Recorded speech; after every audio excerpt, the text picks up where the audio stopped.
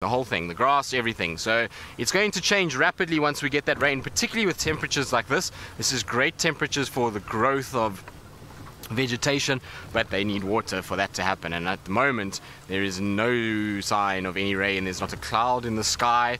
It seems as though, unfortunately, it's all sitting over the Atlantic Ocean in the southern side of the United States. So for all of you that are in Florida, if you are watching, I hope you're staying safe and that you're all okay that side as the hurricanes start to move that way. It really is a scary prospect when you look at the size of it and the fact that there's another one following it, which is not so pleasant. So hopefully you all stay safe, for any of you that are in that side of the world.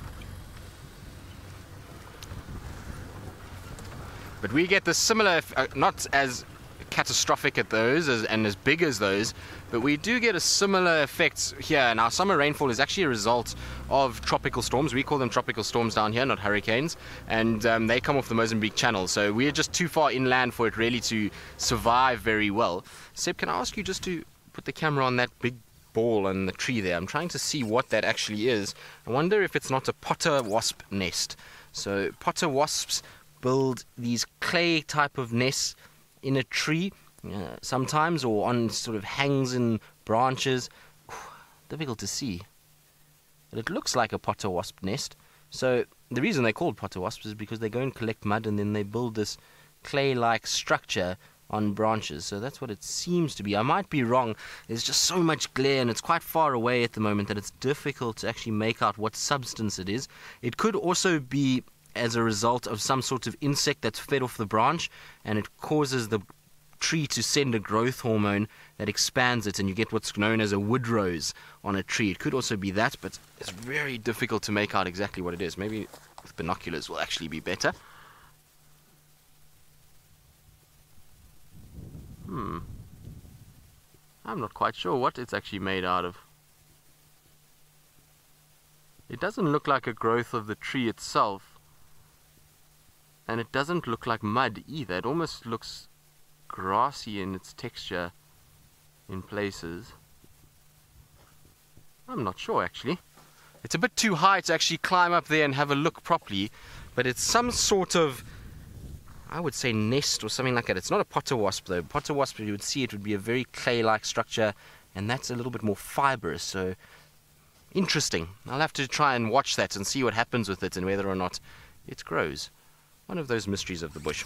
Like I say, it's just a little bit too high to actually be able to go and feel what the consistency is, because it actually might be quite spongy, in which case it would almost resemble a massive Utica from a praying mantis. But you shouldn't see Uthicas at this time of the year. It's a little bit early for them. We generally see the Utica, which is the egg casing from a mantid. They're normally in the early summer, early to mid-summer that we see those. Now I also came down this way just to check if there's any sign of Shadow and her cub, but alas, no tracks that I've picked up yet, and we're nearing the end of the new road. But earlier I was talking about Steph, and well, he's up and running, and I believe he's already got into some luck with some lions. Good afternoon everybody, and welcome to the Maasai Mara, specifically the Mara Triangle.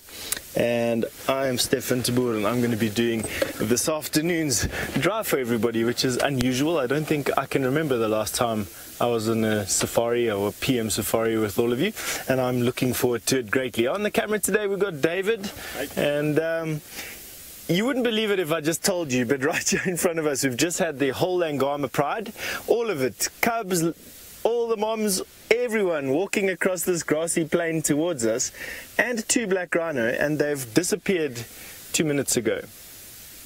And so that's our plan for this afternoon. We're going to see if we can haul out the Yangamas from the thicket that you're looking at over there, and see if we can show them to you later on this afternoon. It's been a mighty frustration. We'll see if we can bring the black rhino to you as well. There in the distance, there you can just see far away on the skyline. Let's see, probably a bit more left. There we go, somewhere there. Yeah, there we go. There's a black rhino. Hey, we got it. Oh, that's good. So that's a mom and a calf, a very old calf. well, by very old I mean probably less than 5, probably older than 3, and there's every hope that that female is pregnant at the moment.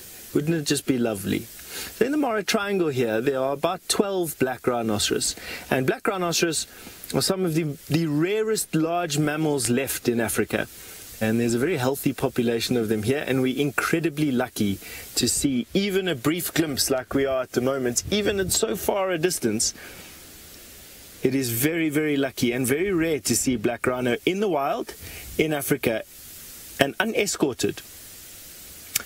The reserve here has such good conservation policies and practices that these rhino are left to fend for themselves, although they are looked after from afar by a gentleman called Brian Heath, who's the warden of the Mara Triangle, and his team of conservationists who take their job of looking after these rhino very, very seriously.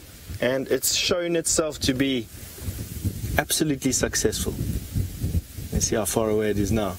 That massive mountain that you have on the left-hand side there is part of an escarpment called the Euler Escarpment, which is a feature in the Rift Valley, the African Rift Valley, which is basically just one big fault that is busy splitting a chunk of land away from the African mainland. A couple of 100 million years from now, you'll be able to buy beachfront property right where we are right now.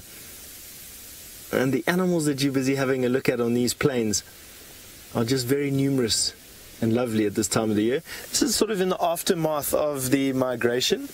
And what you're looking at now is a topee, and in the far distance there are zebra, and they enjoy the short grass that is on these plains, these alluvial plains. Now, another thing that enjoys short grass are another one of Africa's FOST mammals, and my friend Scott is on the other side of the Mara River sitting with some of them right now.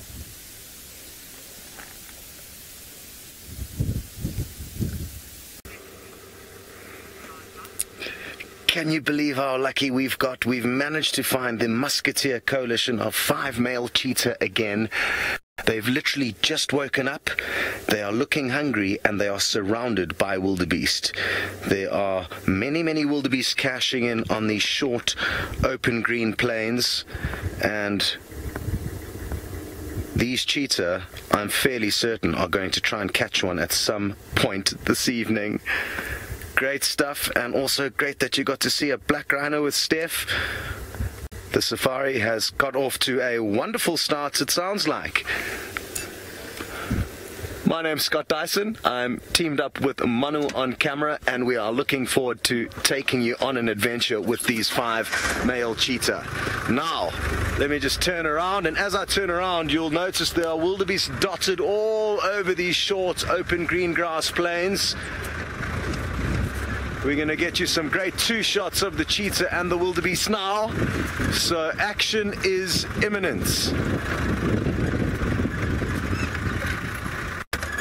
There we go. It looks like the boys are just going to spend some time doing some scent marking. And we're very, very lucky that since Safari Live arrived here in the Mara, these boys have been spending a lot more time in this area that we traverse. We're in the Maasai Mara National Reserve, and they only came into this general area in December last year, and they ordinarily would spend more time. There's some more scent marking. They would ordinarily spend more time in the surrounding community conservancies to the north and east of the park.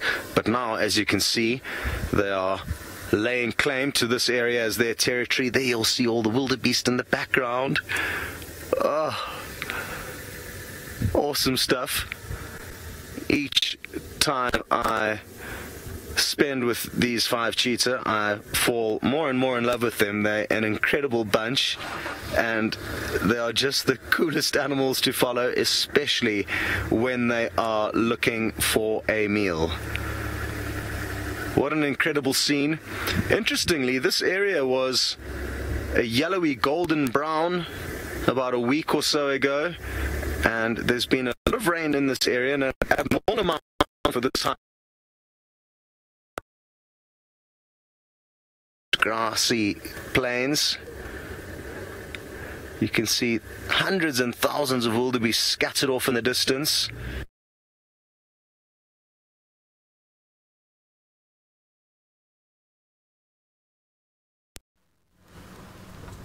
Well, unfortunately, Scott's got a few gremlins still attached to his car, so I'm sure they will sort those out and we'll be able to get back to the cheetah. But it seems as though the boys in the Mara are having a wonderful afternoon already. Lots of things happening that side, which is fantastic news. Just thought I spotted a track here, and I did spot a track here, but now is it a hyena or is it a spotted leopard track? It looks leopardy, doesn't it, Seb? Doesn't that look leopardy to you? Yes, it is a leopard track. So it looks like a male leopard track. I don't know if it's that fresh. Maybe it's a track from when Tingana's been patrolling around. It looks like his footprint that we've got here. So it's this track over there. And you can see that it's quite an interesting one because it's got a sort of 3 lobes at the back, and it's the typical very triangular leopard back pad, but the one toe is a little bit squished up.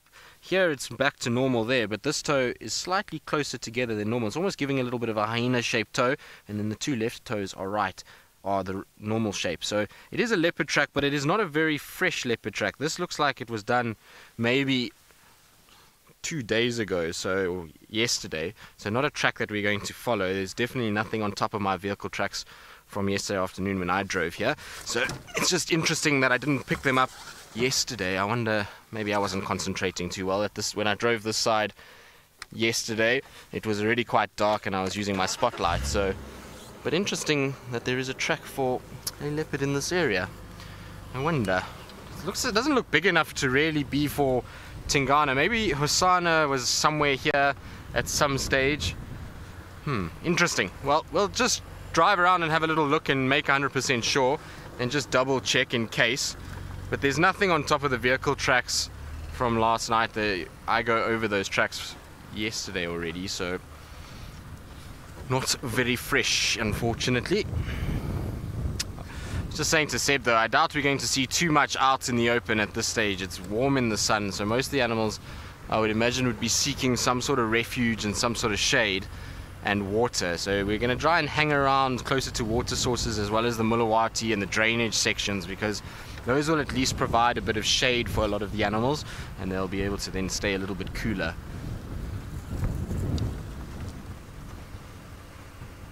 But our hippo friends from yesterday is quite interesting. We've seen their tracks all over. So the one hippo went out of Treehouse northwards, up Philemon's, north to Quarantine, then from Quarantine past Inga's, and looks as though it went towards Gari Dam. No, don't fly away. Well, there was a magpie shrike that decided just to fly away, but it was sitting so nicely on top of one of the trees. It had that long streaming tail. You can just see it there in the background now, but it's got such an impressive tail, this particular one. It's much longer than I've seen on a lot of the others. Really big. I mean, that tail must be twice to almost 3 times the length of its body, which is crazy. They're looking very nice, and I always love them in the afternoons when there's a bit of a wind blowing and their tail kind of bows out underneath the magpie shrike. It is really very pretty. There will be more of them here though. You'll never find just one magpie shrike by themselves. They generally are quite a sociable bunch. They tend to hang around together. In fact, I can hear another one just on our northern side, and so they kind of flock together and then they'll go from tree to tree and hunt varying insects. They typical of the shrike family, that they are quite ferocious insect predators, and they've got that little hooked beak, much like you would see on any of your predatory birds, and they'll swoop down from there and grab varying insects. And these guys, I'm sure, are eagerly awaiting the rains as well, because then it's just an absolute buffet of food items when the rains come. And the magpie name comes from the coloration. That black and white is where they get the magpie name from. They used to actually be called a long-tailed shrike, which you can see why they would have been called that. Nice. I think we should do a bit of birding today, Seb. What do you think? We can't let you get too rusty after Byron got you going on birds. I think we should do a little bit of birding as well. I feel like doing some birds today. I'm sure there's some interesting birds around, and I'm still very surprised we haven't seen any signs of Wahlberg's eagles. It's starting to get quite late now. Normally we see them end of August, beginning of September. We're already on the 10th of September, sorry, and that's by now we should have at least seen maybe 1 or 2. So I'm quite surprised we haven't seen any yet. I wonder what's keeping them slightly north of us. Maybe there's some sort of delay with certain bird species, because the Wahlberg's eagles actually follow the quellias quite a bit, and they'll hunt the quellias excessively.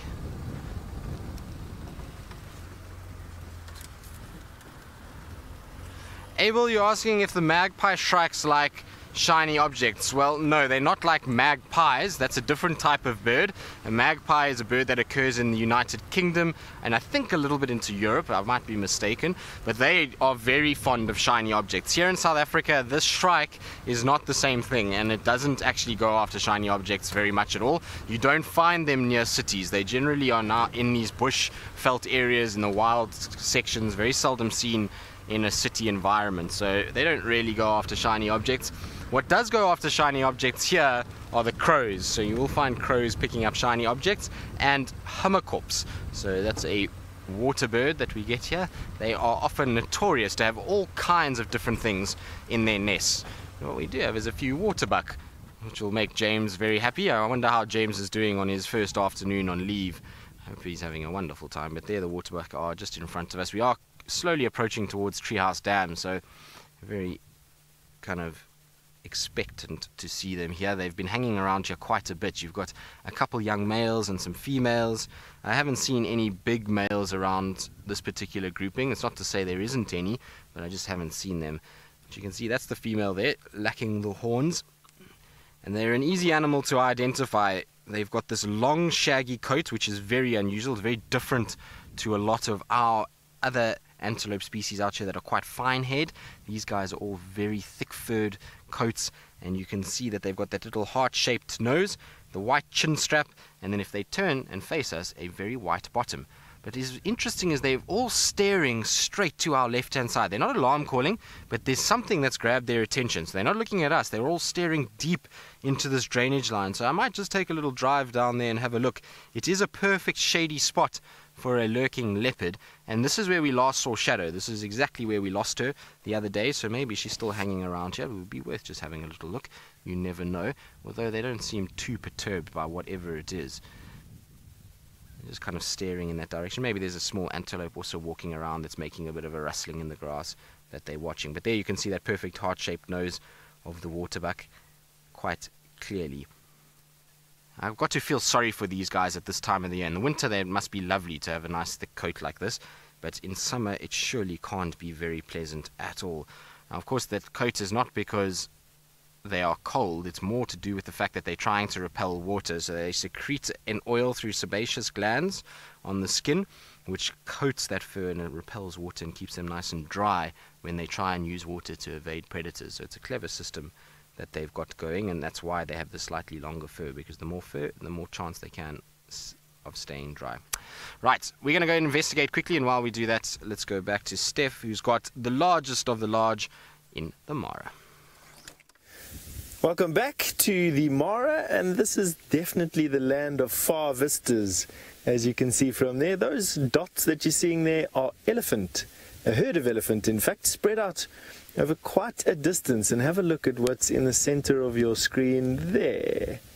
That is a huge male lion that is just watching the elephants go by, and is the target that we're aiming for right now. We've skirted around the edge of the thicket that the Angama Pride decided that they'd walk into, and they haven't come out the other side, but what is lying on the side is a big male lion. And there you can see how far away we actually are from these male lions. We decided that we'd stop in this fantastic herd, mixed herd of grazers. We've got zebra and an eland. Just have a look how fat and beautiful she is. One of the most gorgeous of all the antelope out here. Oh, beautifully long horns, this particular one. And then those zebra, just adding that black and white contrast to pictures out here. You know, we forget how pretty these animals are in these environments, you know. Both of them are grazers. And as we pan off to the left, you'll notice that there's a swamp that comes up into the distance there, and that is exactly why all these animals are here. It is because that swamp is providing the means for a much better nutritious grass. And so there you've got some topi, and some zebra. And then in the center of the swamp, we have an elephant, an ostrich, and a buffalo for you. Is it a buffalo or a hippo? Let me just have a look. Let me have a look with my binoculars. It's a hippo, not a buffalo. So elephant, zebra, and hippo in the same thing. Now, what we're going to be doing is sending you to the other side of the Mara River, where my friend Scott is busy with those cheetah, who look like they're getting busy.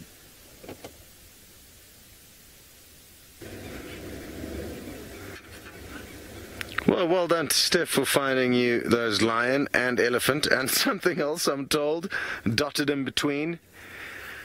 These boys are certainly looking active, hungry, and quite intent on finding their next meal. But at the moment, as you can see, they are just rolling about. So I guess it can be equated to us waking up in the morning.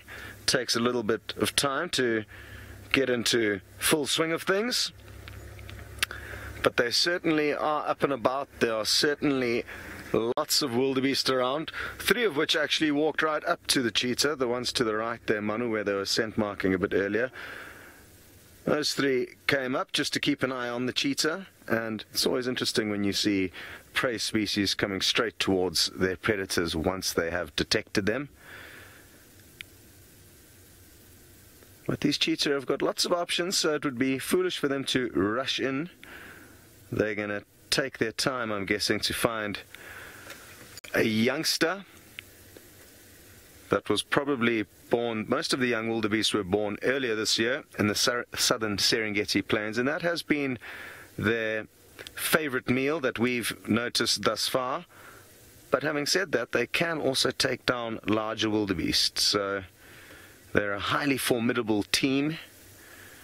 And I would be very surprised that if by the time the sun sets, they have not actually succeeded in hunting something or are getting more and more into the swing of things. So we've got a great evening lined up. Isn't this wonderful? All those white flowers, a wildebeest skull, and some wildebeest.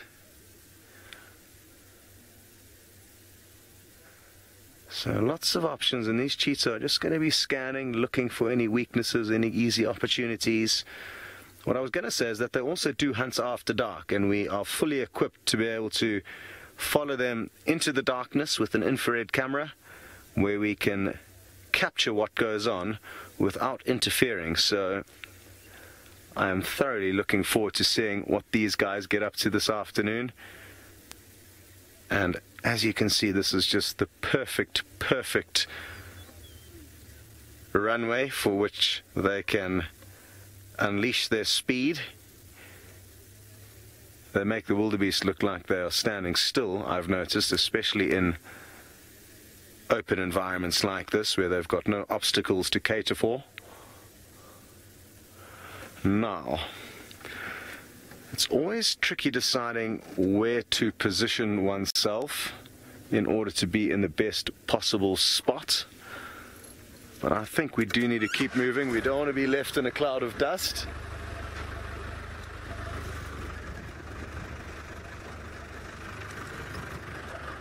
Hello, book lover. You'd like to know if these cheetah are any bigger than the cheetah that we would be seeing, or you would be seeing down on Djuma at Cheetah Plains specifically. And no, not that I would imagine. I would guess they're fairly similar sizes, but then again, I have never weighed a cheetah myself or been present with one getting weighed.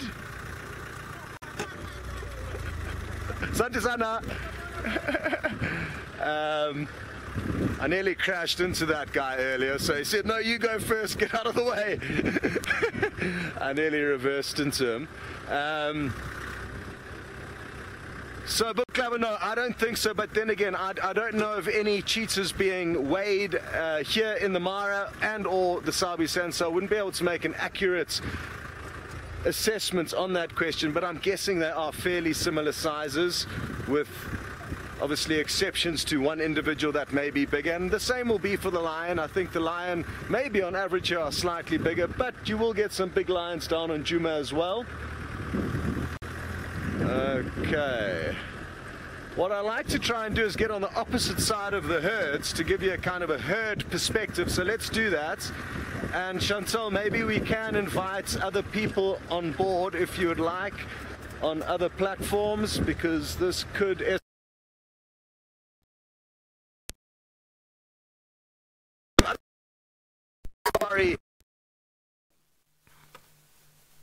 Well, unfortunately, once again, the gremlins are plaguing Scott, and you can see we are busy watching Sebastian as he's finishing his time-lapse at Treehouse Dam and is slowly but surely coming back. There we go, a little wave from Sebastian, who's supporting the Maasai Mara team with his Mara t-shirt. Just wait for Seb to get back on the vehicle. But no signs of anything around Treehouse Dam. We checked where those waterbuck were looking.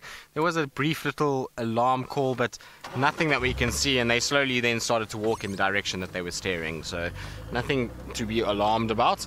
So now we're going to head up towards Buffelshoek Dam and go and see what's happening with those elephants. That's the plan, at least anyway. We'll from there, like I say, check around for the cheetah brothers and then down towards Chitwa. But at least it's starting already now to just slowly but surely, the temperature is easing off a little bit. We're just starting to lose a bit of that bite that's been in the air during the middle part of the day, so it's at least starting to cool down slightly. It really is amazing how quickly the temperature changes in this part of the world.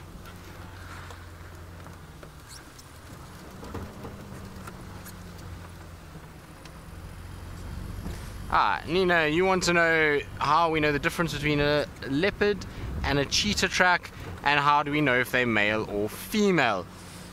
Right, well, Nina, I would love to show you, but I left my tracking book at home because I was actually busy looking at some stuff today, so I do apologize, but I'll try and explain it as best I can.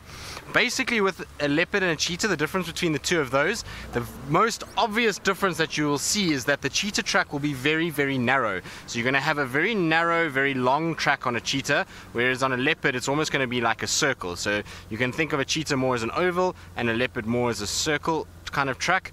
Also with the leopard, the back part of the pad is very wide, whereas a cheetah track, the back part is very, very small. They both will have 3 lobes, but the other bigger one that is different is that the cheetah displays claws when it's in its track, whereas leopards don't. Remember, leopards' claws are sheathed, so their claws don't show up in a track, whereas a cheetah's claws will show up. So that's the difference between those two. The other side, in terms of male and female, is a size difference a lot of the time. So with male leopards, a male leopard track is really quite a lot bigger than a female's.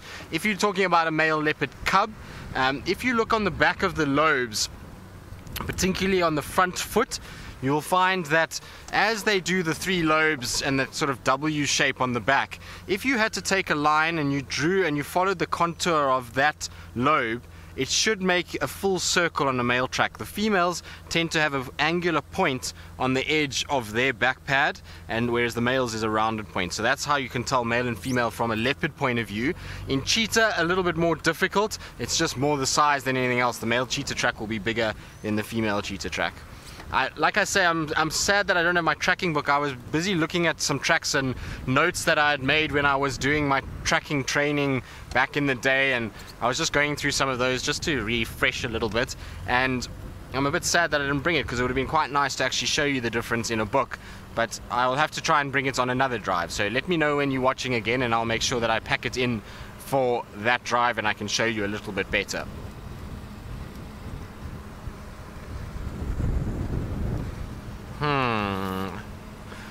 What do you think, Seb? Are elephants going to be there?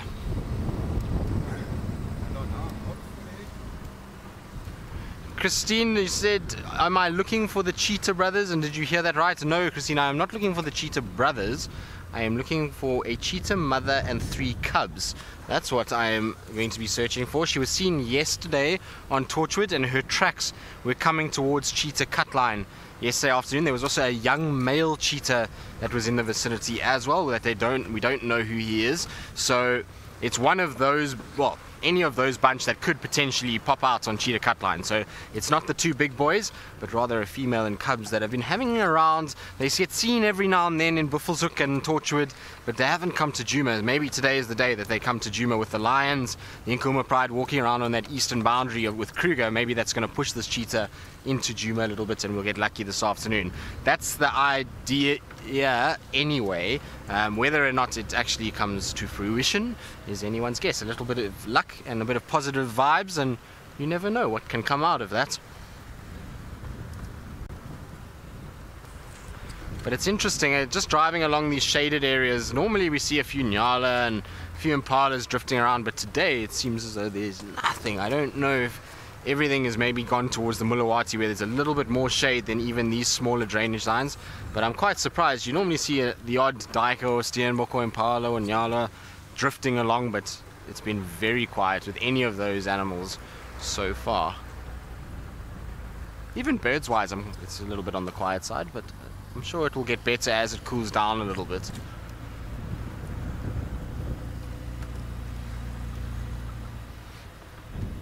I wonder when we're going to see the marulas also getting leaves. It should be fairly shortly. The marulas are all bare and barren at the moment, and it won't be too long now and they will start getting some leaves of their own. And then it really is beautiful when you get these thick canopies of the marulas all across the landscape. It really is very pleasant.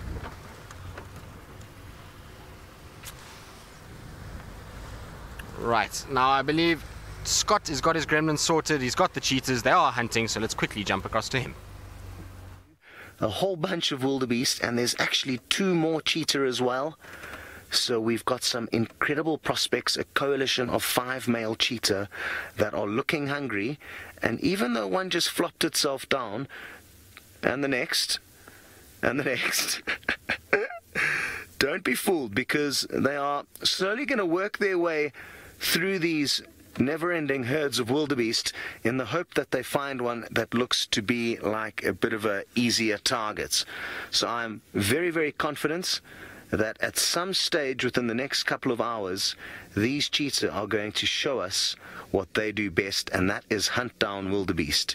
We have shared with some of you before live kills. Just a few days ago, they took down a wildebeest live with a lot of you watching. And for those of you who may be joining for the first time, it's great to have you on safari with us. It's an interactive safari. Please do pop your questions in the comment boxes and your thoughts and your feelings, as it would be wonderful to chat with you. My name is Scott Dyson. I am teamed up with Manu on camera, and we literally found these cheetah about half an hour ago. They got up immediately and have started moving. So they're moving a bit earlier than they ordinarily would, that in terms of the kind of history that I've spent with them, which indicates that they are quite hungry. Again, there's lots of wildebeest around, so there's no need for them to rush into anything. They're going to ease into the afternoon.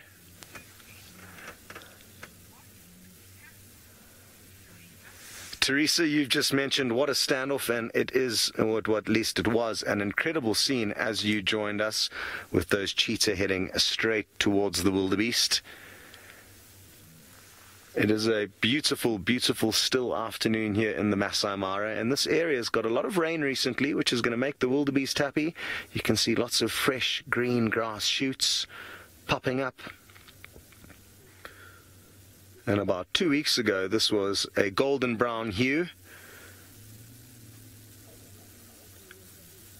Another thing to bear in mind is it's not just a favorable environment for the wildebeest at the moment, but these short open plains are going to allow these 5 cheetah to unleash their furious speed as and when they need to.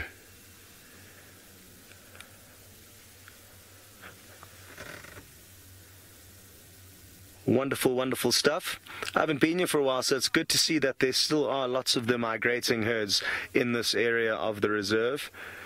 They move quite a big distance, the migrating herds, over the short time.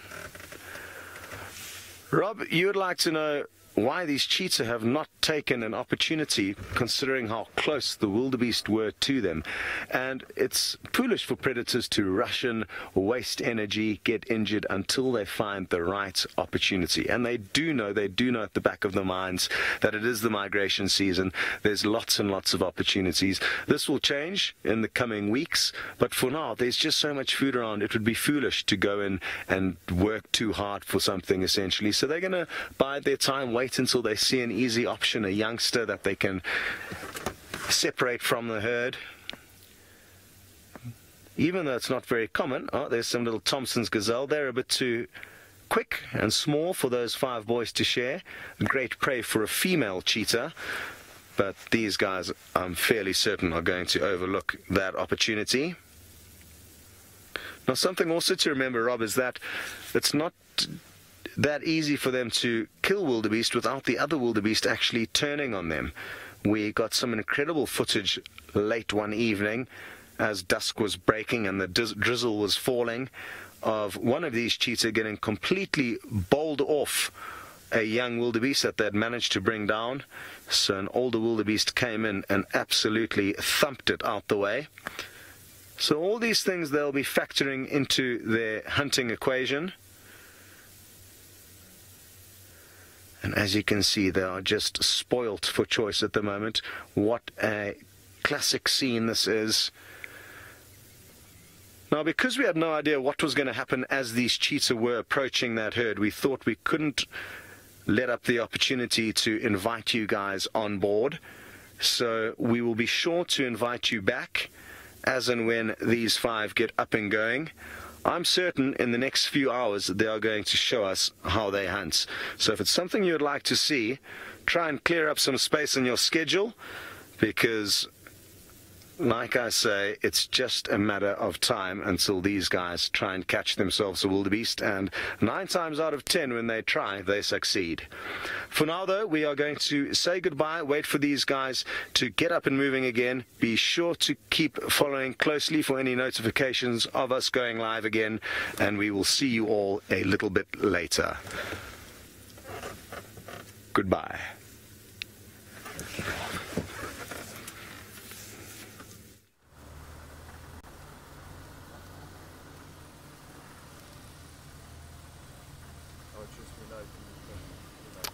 So I believe we are live, which means that we are busy looking around down in the Mulawati, because I just got tracks for a male leopard walking in this direction. It looks like maybe Husana's tracks from last night coming from Twin Dams, and we heard some of Franklin's alarm calling in here. I didn't get very far, but we just quickly checking to see. I can't find the Franklins anymore and I can't hear them anymore.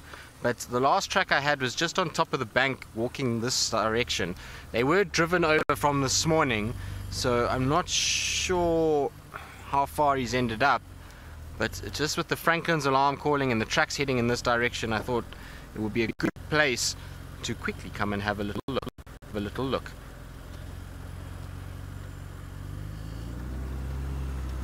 No, nothing there. I don't see any tracks coming down here. It's a great place for a leopard to sit though. It's very, very cool and nice and shady. There's some Franklins there. They looked unperturbed by life. Where, oh where are you?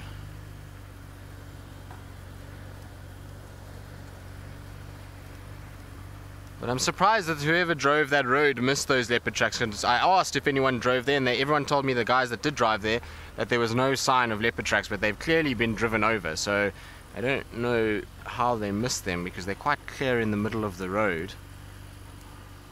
But the alarm calls for the Franklin were much further north than where I am now. So I think what I'm going to do is just try to turn around somewhere. There should be a place to turn around in front. Look again.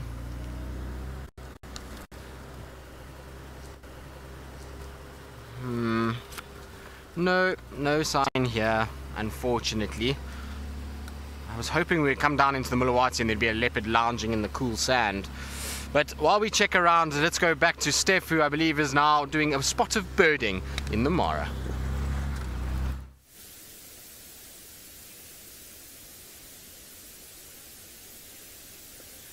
And on our way to that lion, we found you this, a woolly-necked stork.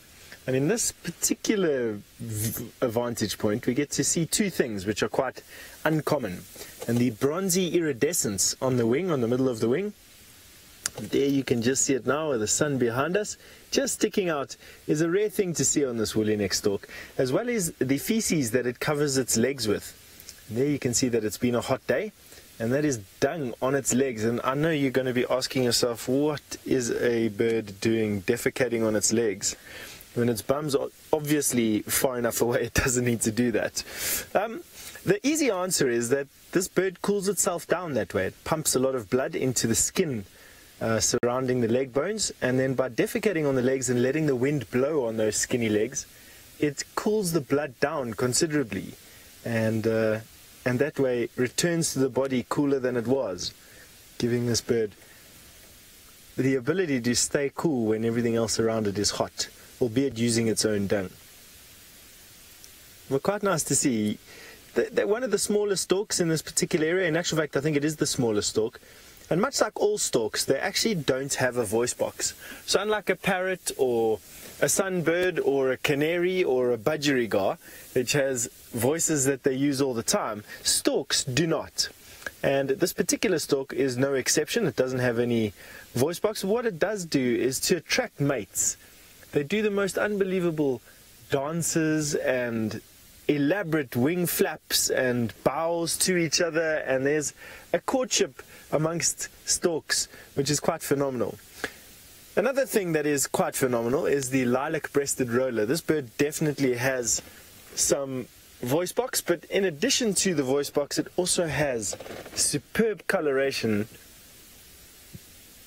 You can see they're just sticking out of the branches, watching us with a beady eye. Is that lilac-breasted roller, and flown away, and probably returning to the same, or close enough to the same branch. Just hawk, or try to hawk an insect.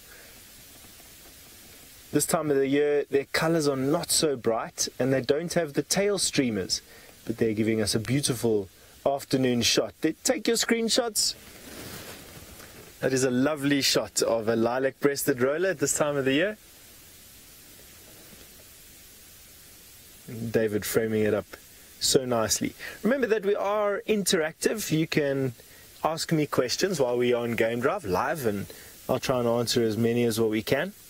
These are hole nesting birds. They rely on barbets and woodpeckers to create nests for them that they quite actively defend, and will quite often in pairs defend against other rollers, other lilac-breasted rollers, and other birds as well, which would like to make use of their nests. That blue and purple color is really remarkable. Now we are almost at these lions. I can see one lion from where we're lying now. He's now that big male that we saw lying with the elephant just now is lying flat on the ground. There we go, in the center. You can see how flat a lion can get. That is a full-grown 500-pound male lion that is lying unconscious on his side, with some topi, waterbuck and zebra behind. And off to the right hand side is the reason why he's lying unconscious and in the sun. They've actually made a kill. We're just going to see, there we go, there's a zebra that is lying on its side, and I did see a lion lying next to it. Definitely there we go, there's the lion, or lioness I should say, not lion. The lioness has been eating, and we're going to see if we can go a little bit more forward and see if we can show you a better picture than these ones that I've been showing you so far this afternoon. We have got some elephant around us as well. It's actually been such a brilliant afternoon. Surrounding us has just been animals by the ton, and this elephant cow and her young calf have just been feeding with us as we've come down this drainage line.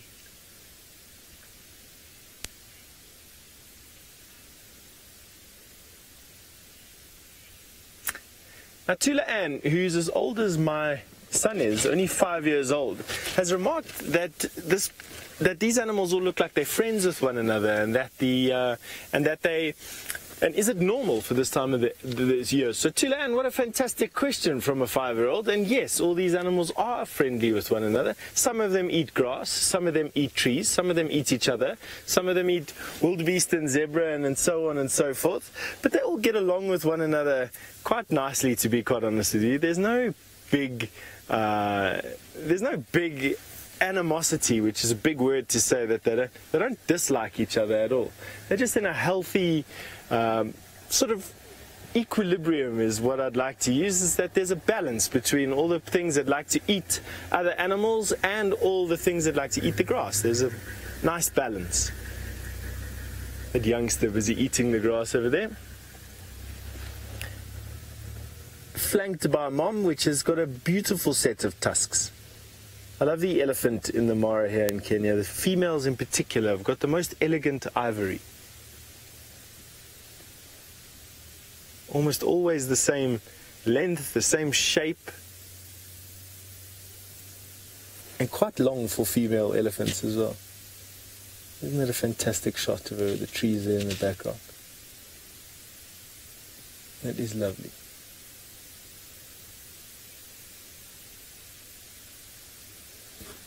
Now Chantel tells me that a few of you are commenting on the fact that it's so exciting to see all these animals here. I must agree with you. I think it is quite exciting to see all these animals here. And I think it's going to be exciting to see what happens at this lion kill today.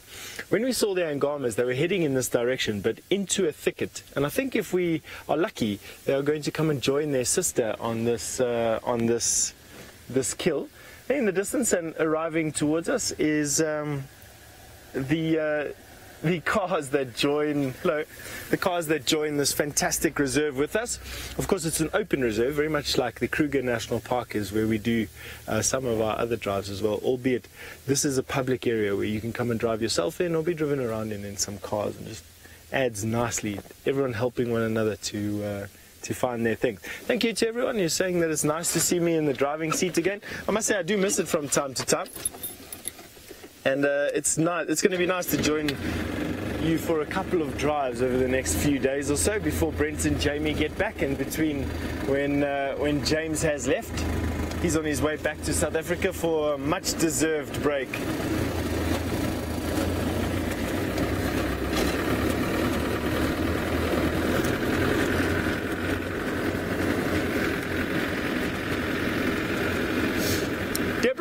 You wanted to know what surprised me the most about the Mara. That's actually a very good question, Deborah, because it changes from week to week and from month to month. I think when I got here, the unbelievable space was what got me initially, was the fact that you could see so far and you could drive so far and you'd still be in a game reserve. Then it was the fact that the reserve is open and that the borders there are no physical borders, so domestic animals can enter the reserve and wild animals can leave the reserve, and how often they do it, but also what type of harmony they've got. Quite often we have zebra and buffalo and hippo. We've even had a leopard prowling around our camp for the last couple of nights, and everything just seems sort of calm. There's no tension. Coming a bit closer now to this male lion. Let's see if I can get into a nice spot where we can at least see the back of its head.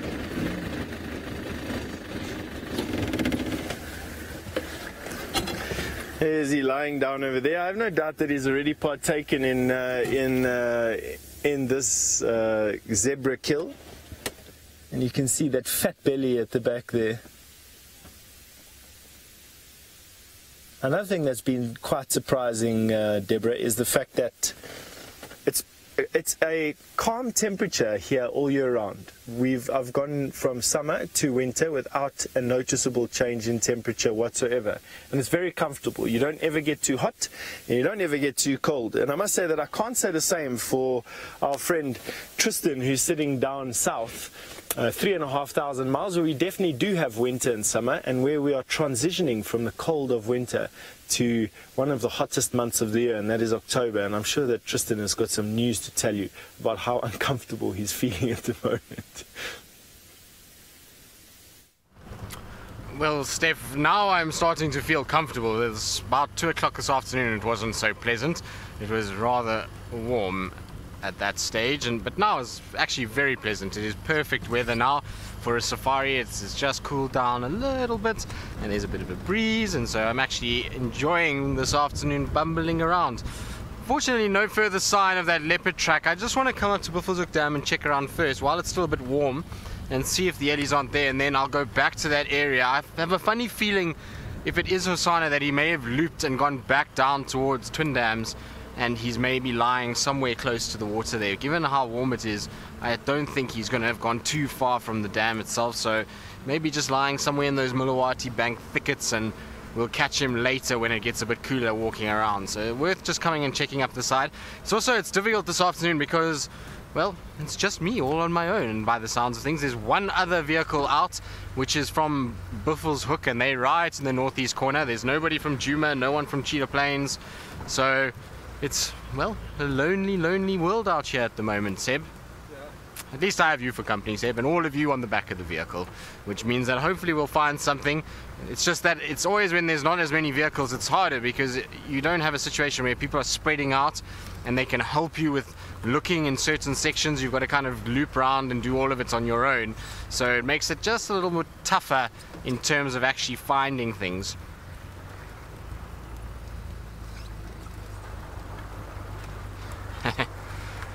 Faisal, you saying, come on, you know, I can find a spotted leopard. Well, that's the idea, Faisal. I think we can. We just got to give it the right timing and the right place. It doesn't feel leopardy yet. I don't have the leopard feeling just yet. I think it's going to come a little bit later. That's what I feel, is that once it cools down, that sun is just above the horizon and we've got that golden light across the landscape, that's when we're going to find a leopard stepping out, and it's going to be ever so beautiful. That's what I think anyway. I'm hoping that's what's going to happen. But if not the leopard, maybe the cheetah. So one of the two spots will find its way to us at some point this afternoon. We've just got to be patient, and we've got to be, like I say, positive and patient. The P's today on a Sunday.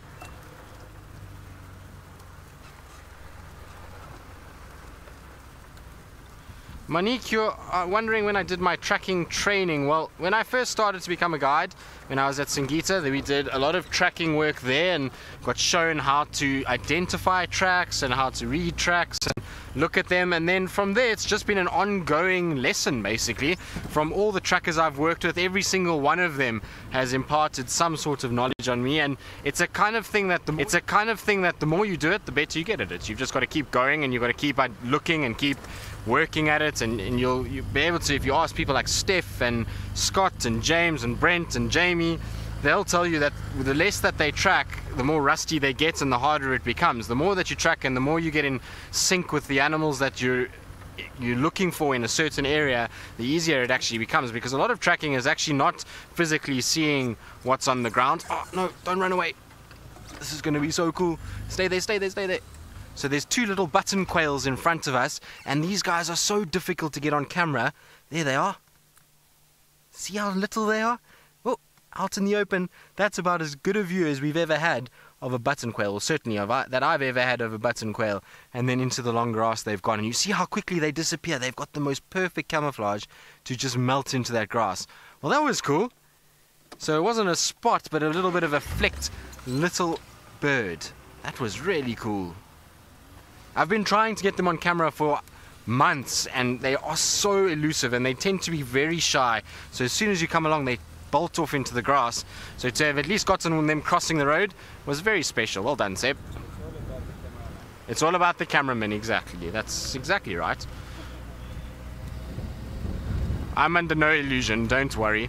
So, but back to the tracking, is it's basically a constant school that you're going to. But in terms of the actual training, as into what to look for, how to identify, that was all in my right in the beginning when I first started doing my training to be a guide.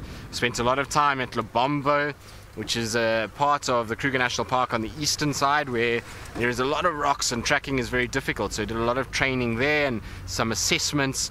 And back then I was still very sort of a very big novice, and I didn't actually kind of grasp it that well, but it took a bit of time with some experienced trackers, and then I started to come right from there. And now I wouldn't say I'm good, I'm proficient, but I wouldn't say I'm good at it. There's many trackers out there that are insanely good and way beyond the scope of what I can do, but I at least am able to see and find tracks from time to time.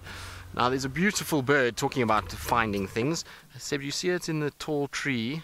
on the right side of the tree is a black-headed oriole.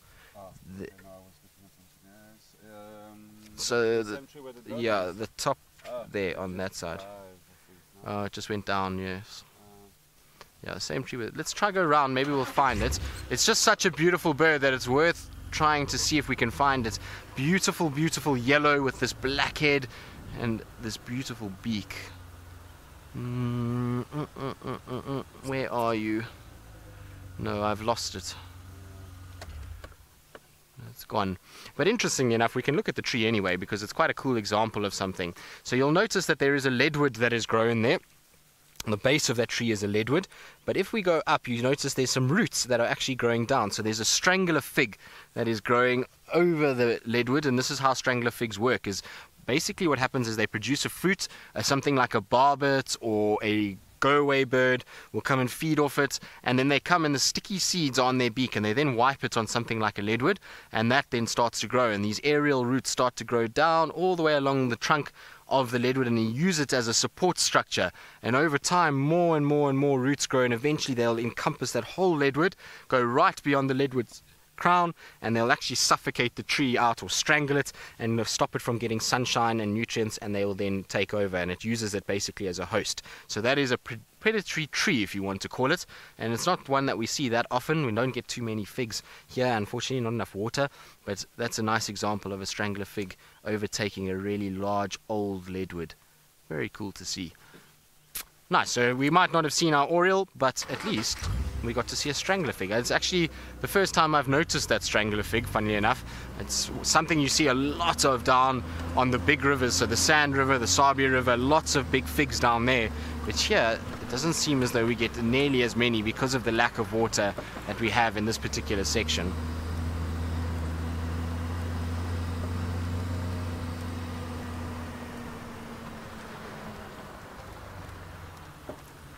Snazzy, you say some of those branches look like snakes. Seb, what's this little bird on top here?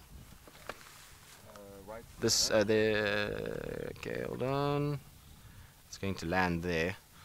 There seems to be a few of them. I'll try to just look through the binoculars as well. They're a little bit far off now and a bit silhouetted. They look like some of those female village weavers again that are moving around. Difficult to say though, they're right on the edge of that bush willow. It's not very pleasant. Let me try to get a bit closer, so we're going to struggle from this distance to ID them. They're not very big birds at all. There's also a woodpecker that's just flying. Let's see if we can try and get that on camera because that's going to be a bit easier. Birds are giving us a bit of a challenge today. So this knobthorn here, there might be a woodpecker sticking out somewhere. Oh, Beard, you say the button quail was number 83 for you. Well, I'm glad that's a really good number, and we must push hard to get you to 100. Oh, Beard. Ooh, it's going to be difficult. It's going to be silhouetted, but it's at the top of that back knobthorn there. You see it bouncing around. But unfortunately, it's going to be very silhouetted. I'm not sure which woodpecker it is because it's right against the sun. I can't get color. It looks very small, so it looks like it's possibly a cardinal woodpecker. Let's see. That's okay. That's okay, Seb. It's more than good enough. You can see the black bar that goes through the eye stripe, which I'm thinking, I just want to make 100% sure. It looks a bit small for the bearded though. It doesn't look like a bearded woodpecker to me. It could be though.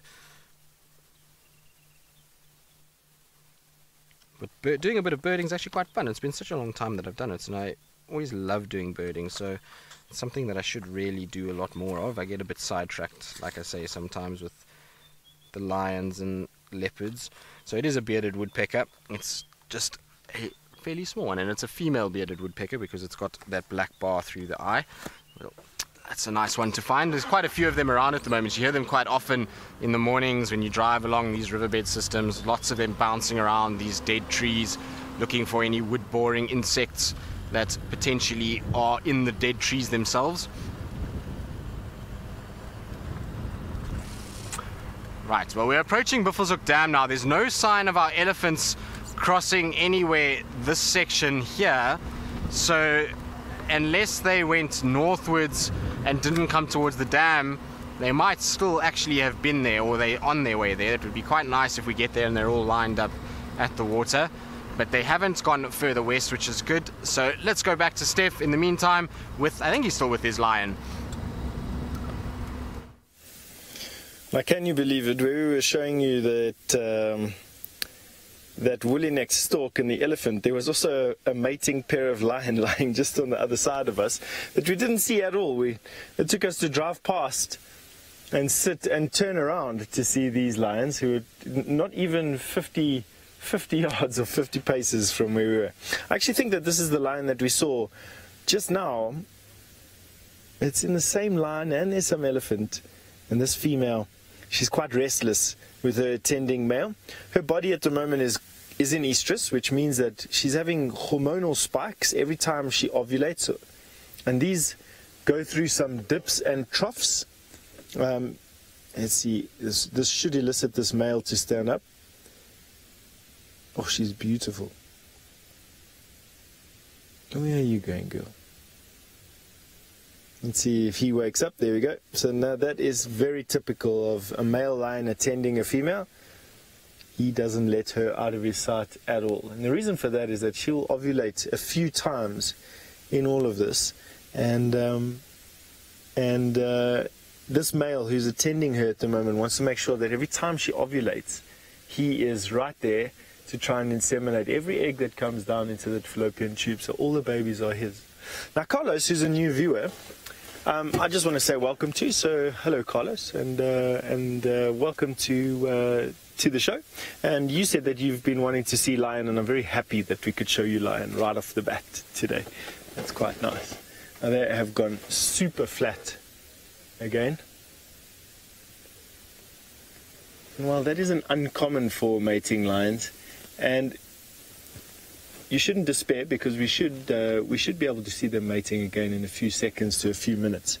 Now, as the female's body comes into, or as it ovulates and her hormones spike as the eggs are traveling down the fallopian. Look what we've got there.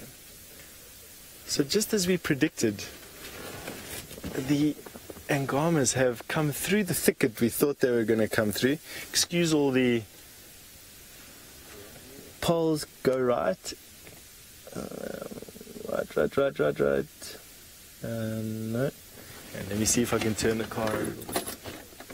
So it looks like we've got the angama pride that has come out of the bushes and are making their way through to the zebra kill, which I think is pretty epic. We've got quite a nice story that we can see from here, actually. So I just want to get into a nice spot that gives David all the freedom that he needs to do what he needs to do. So what we've got is we've got a, let me just see if I can see them. It looks like we do.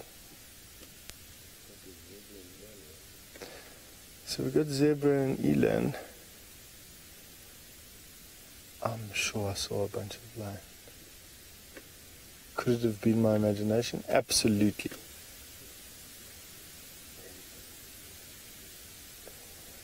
And it's being confirmed at the moment by Richard, who is our game scout and protector on the back of our vehicle.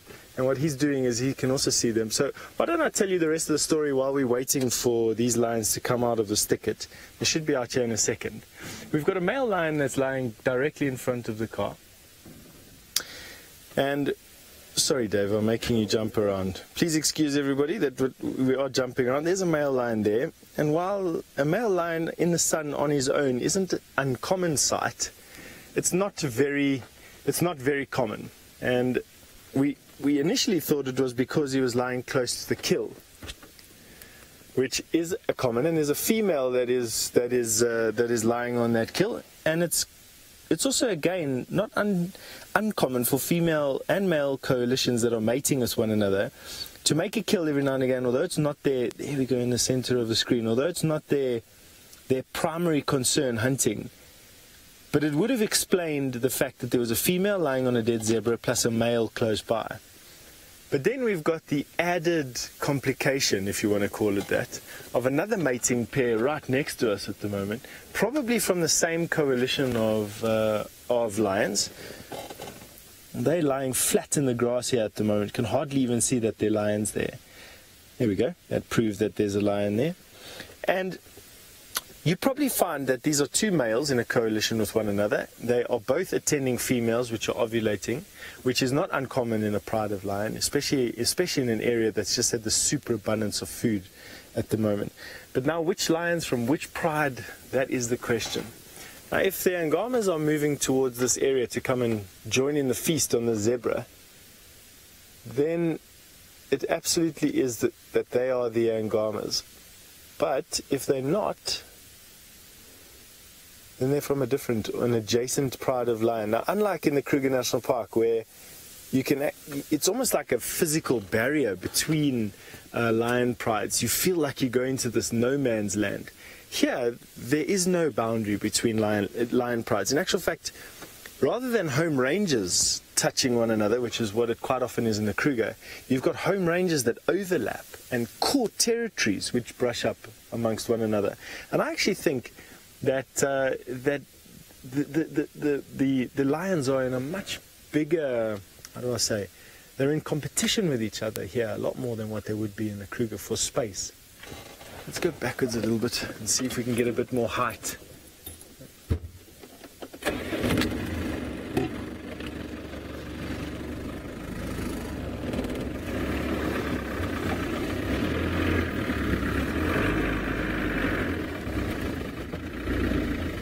Now, James, you've asked an interesting question. Would the fluidity of the lion prides become less so once the migratory herds have moved on?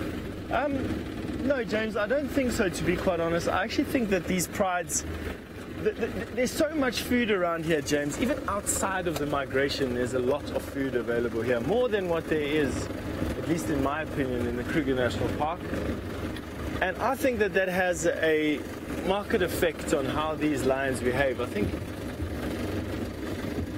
wow, there is a huge smell of something dead here. I didn't notice it on the way in here.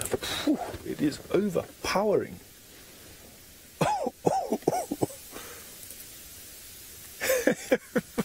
Sorry, Dave. Might also be some lion dung that we've managed to drive through, which is a very big possibility with us driving around in this grass. So, James, no, I don't think so, to be honest with you. I think that the superabundance of food here has led to the fact that there's a large number of cats spread over a very wide area. And I think that because they don't have the space, I think rather than home ranges touching one another and cats left pretty much to just roar and fend the boundaries almost non-aggressively or non-lethally anyway, I think that these lions are packed in so tight that their core territories overlap. I think lions have a lot of trouble defending their boundaries here, which is why the male lions always look like they've got their faces having been stuck in a meat grinder. And I also think that that is the reason why lion pride numbers here fluctuate so much, in that a female that's got 6 babies that gets caught by another pride of lion will very easily die. They'll kill her because of the core territories that overlap here.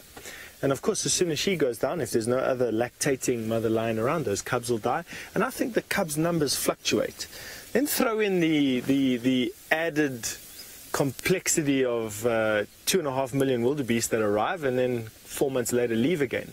It's not like they leave with everything. Believe me that even when there's no wildebeest here, there is still a massive amount of animals here. And I think that there's more than enough food to keep all these lions very healthy. In the tree is this lilac-breasted roller that we were watching a little bit earlier, and this bird is taking advantage of this elephant being so close. What it's hoping is that the elephant chases up a tasty grasshopper, which it will then snatch up as it flies out of the grass. Of course, these birds would battle to actually catch the grasshopper once it's gone into the grass, and so being so close to this elephant works in this bird's favor, although I think that was a little bit too close for comfort. Oh, this is a beautiful female elephant. That pattern on her head there that David's zooming into there now for you is just dried mud. It's not her skin. However, that secretion from behind her eye is from her skin. That's a sebaceous gland. and it's just weeping a little bit, and as it dried up in the sun, it's left that white residue there. And the reason for that is a little bit of stress. It could also be an indication of a hormonal change that she's going through at the moment, and it just causes that gland to leak. It's nothing to worry yourselves about or anything like that. This elephant's still 100% perfectly normal. That woolly-necked stalk in the background. Nice, we can while our way with the elephant while we're waiting for lion to mate.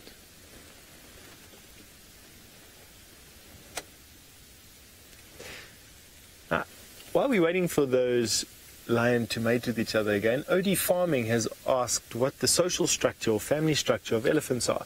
OD Farmer, let's see this little baby. I think he's going to chase this this stalk. OD Farmer, that's actually quite a nice question, because very similar to hyena, elephant societies are matriarchal. In other words, the herd that we're with at the moment will be head up by a cow, a female elephant, not a bull elephant. Bull elephants born into a herd will, between 12 and about 18 years of age, separate themselves for longer and longer periods from their family, to a point where they're actually not associated with their natal herd anymore. Will wander around until they are about 35, and then at 35 years of age, they will go into a period where their bodies actually change, and they go into a state called must, where they actively search out females that are ovulating, and will combat with other males for the right to ovulating females.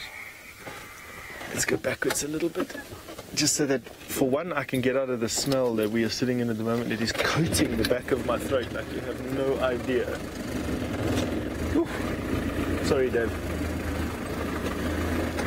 Wowza. Now, Philip, you want to know if the calves can be aged. I'm just going to finish my question with OD Farmer quickly.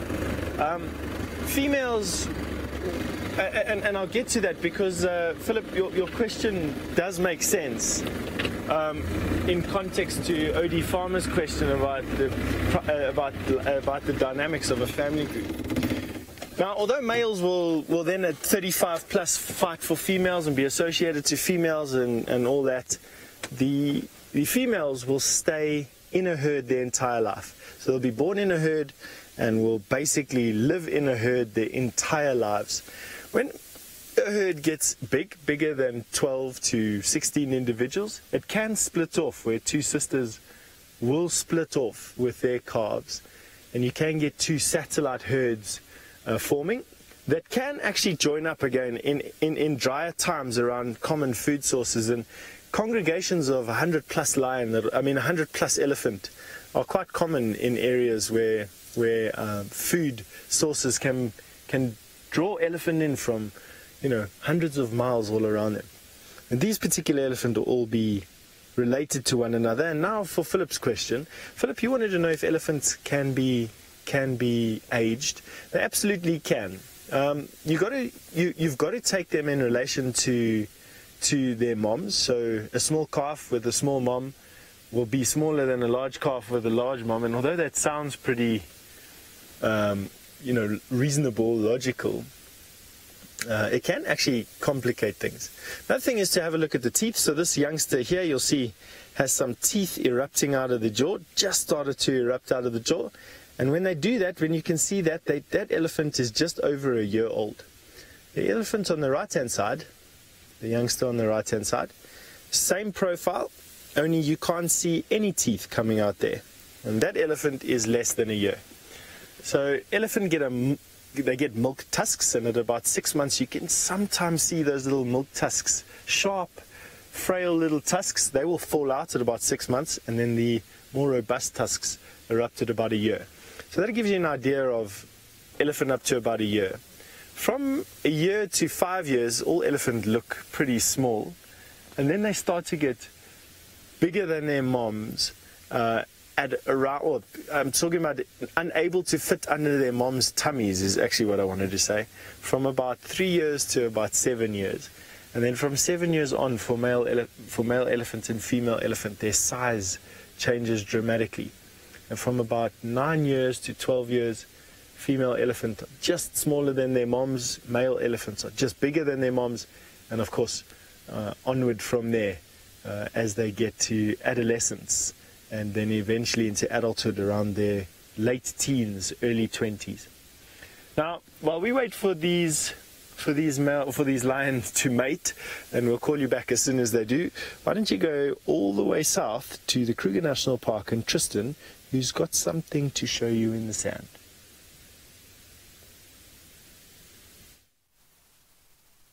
So as we thought, which is super exciting, the cheetah have come onto cheetah cut line. So we've got their tracks going down the road, and you can see I've circled one for you. It is much longer than what you would see on a leopard track. Earlier when we were looking at the leopard tracks, they're very small, very round, but you can see the length of this track is very long, with toes that point up and then little claw marks in the front. And there's all 4 of them have walked here, so it's the female with the 3 cubs that have come out, and it really is exciting to see. The problem is we're only about 200 meters south of the boundary and they're heading northward, so they're going straight up the road like this, and I'm going to try my very best to check. I'm hoping that they've turned west along the fire break or even the boundary and headed towards Buffelshoek Dam. We did check Buffelshoek Dam, no sign of anything there, but you never know, they might have been lying somewhere close there and I just didn't see them. But this is an exciting sign. It's not something we see every day. But what I wanted to point out with these tracks is that you can still see the 3 lobes on the back. They're just really small in comparison to the leopard track. So here you've got 1, 2, 3, and then it comes up, and then you've got these toes. There's the side toe, the 2 front toes, and the other side toe. With the leopard track, we would have found that the toes would have been far more pushed up on the sides, and they would have been fairly sort of in line with one another, with a much wider back pad than what we see here. It really is very cool to see these tracks, and this is not tracks we see very often at all, so I'm super excited. Hopefully we get lucky, but they must have come out just after we've been here because they're on top of all of the vehicle tracks. I don't find any bird tracks on top of them, which means hopefully they've moved here fairly recently and we'll be able to find them. So without further ado, let's try and see if we can find these guys. It would be so cool if we can see these 4 cheetah. Some part of me has got this optimism that they're not far off. The other part of me thinks that they've already gone over, which is a little disappointing, but let's rather stay positive and just see. Maybe we get really lucky and they're sitting somewhere on a termite mound here or just resting in the shade somewhere. No, the tracks are still kind of going and they're zigzagging a lot, so they go onto the fire break, then they come back, and then fire break and come back. So I just want to check. Although they're on the left side now soon. So I thought I saw something's ears poking out of the grass. Of course, now when there's the possibility of seeing these guys, you'll find cheetah looking things all over the place. So you're going to spot logs and stumps and varying other things that look cheetah like. Now this is where I want to check, because here is where they potentially could have gone. So I'm just going to jump out the vehicle for 2 seconds to make 100% sure where the tracks go, because I don't see any sign of them anymore on the road. I think they might have gone back into Torchwood, unfortunately. We just want to quickly check on the road here. There's a nice soft road, so we'll see very quickly if they came this side.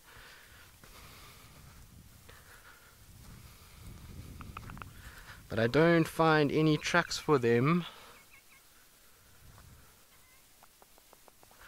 No. What's this? So there's just the tracks for the lions from the other day that have been walking here. Actually, looks like they have come down, which is good news. So it looks like they've turned and gone further down. They just cut off quite early and are moving in a westerly direction down the fire break, which is fantastic news, because that means that they still hopefully are within Djuma. Let's see, so maybe they've gone to Buffelshoek Dam and we just drove past them and missed them. It is possible. Yeah, we were looking for elephants and we weren't really paying too much attention. But there's definitely no tracks that are going north, so that's a good sign so far.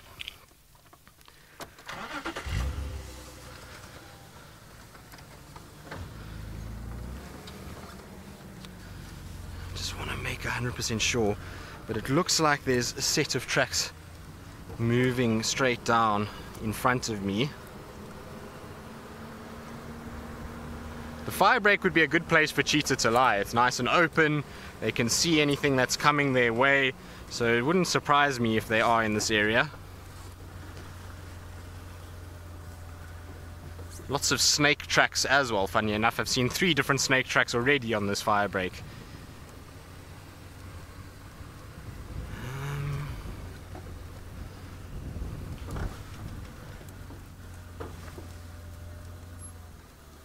Burbab, you were wondering if the snakes are out already in the Sabi Sands. No, not just yet. It is starting to warm up nicely for them and we should start to see them coming out, but nothing that we've seen just yet. Lots of tracks starting to emerge the last 3-4 days as the spike in temperature has happened, but without the rains there's not that many sort of rodents around, and you'll find that they will eventually start getting active in the next couple of weeks, but not too much just yet. Right.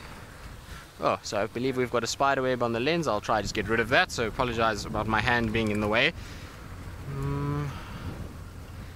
There's the lion tracks on there as well. I hope these guys didn't turn and go back to Torchwood.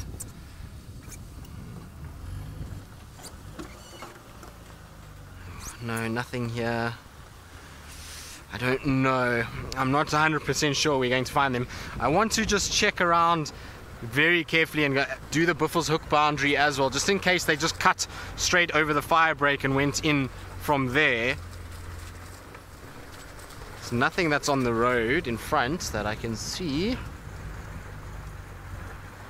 I'm just trying to scan all of the termite mounds and grassy areas.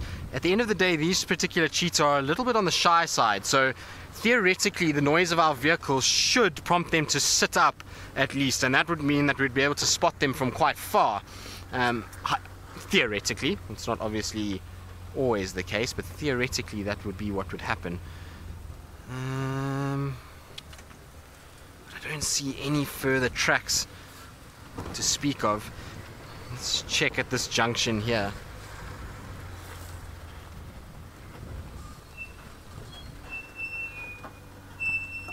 Okay, so I don't see any further signs coming down this way, which is where we drove this morning. There's just tracks for ellies. I'm going to go back to the large tracks and see where they go, and while I do that, let's go across to Steph with his elephant and lions and see what's happening.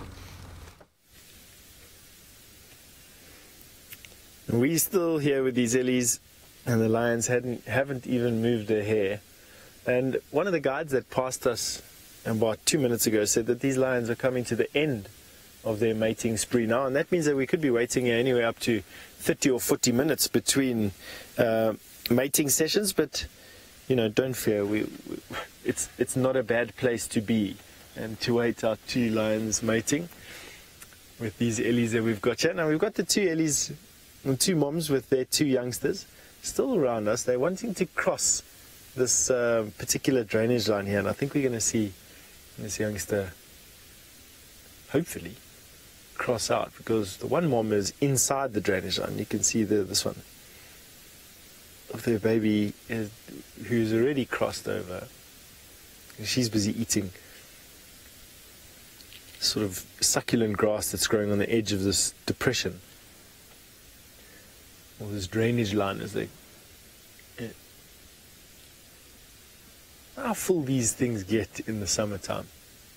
They must get pretty full. I mean, this is the terminal end of a drainage line that starts in the mountains, and when it rains, the runoff here is incredible, because there's on the mountains itself, the soil profile is only about 6 foot to 7 foot deep, and once that gets saturated, the water will be running out over the surface and through the sand, and will come out in these places. Now, I've got a feeling that it's not uncommon to see the water right up these banks, right level. It's going to be really nice to see what this looks like in wet years to come, and see, well, we probably won't be able to see it here. These roads would become impossible to drive, but I think it's going to be interesting to see exactly how deep all these drainage lines get. Look where this elephant was standing now. It would be basically underwater. You can see there where the grass is dead. I don't know if that's from flood damage or whether it's from sunshine. Now, Caitlin, you wanted to know why elephants have wrists, and you're only 6 years old. Where are you getting this information from that elephants have wrists? Because you're not wrong at all. Well, elephants absolutely have wrists, but they only have wrists on their front legs, and it's because they have a foot that looks basically like this, 5 toes on the front and 4 toes on the back, and around that is a pad, and these bones that stick into this pad join at a flexible joint, and we're going to see, there we go, you're looking at that right now, and you'll see when this elephant moves you'll be able to see those wrists. There you go. And the wrist obviously flows up to the elbow, and if you go up a little bit you can even see an elbow skin there on that elephant. Isn't that just amazing? So I want you to put your hand down on the floor, if you can. Put your hand down on the floor like this, lift your fingers and like this, and imagine that there was this fatty piece of tissue all the way around here, and then turn your elbow this way. So without turning this part of your, turn your elbow like this, and there you have an elephant's foot. That is an elephant's foot. Isn't that incredible? That we share very similar characteristics with something that doesn't even look even close to what we are. And that's this elephant on the side. Isn't that beautiful?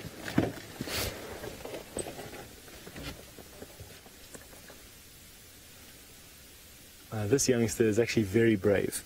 Actually, it is very brave in that it's standing relatively far from its mom, who's just in front. There you can just see mom's forehead. Now, wouldn't that be a surprise if you came wandering through this place, not knowing there were 2 invisible lions right here and an elephant that's standing in a drainage line?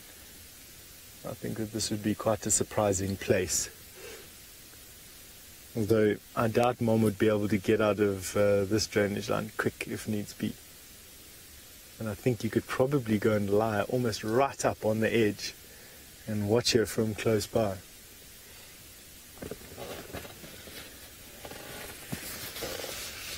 Now, Snazzy, you want to know if a drainage line is safe for humans to drink from?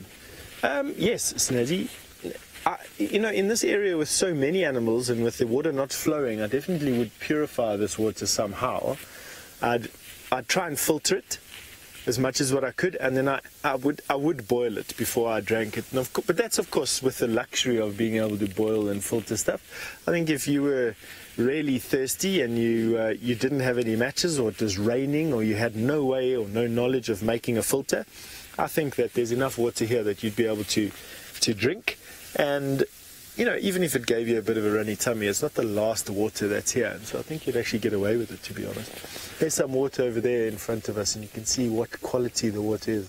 It's not bubbling, it's not black, it doesn't have a scum on top of it. And apart from tasting probably like everything in the Mara has urinated in it, I don't think it would be too bad, to be quite honest. There's even some bubbles from something. Now, vehicle, oh no, it's not going to pass us just yet. These lions in this particular place are generating a lot of interest, and we're being passed by 1 or 2 cars, and that's all normal out here. Everybody helps everyone here to have a fantastic safari, but of course that does mean that from time to time there's a few cars that come past. Now we've got the male lion with his head up, which I'll show you. Second, there we go. The male lion has got his head up, and let's see if the female lion sticks her head up as well.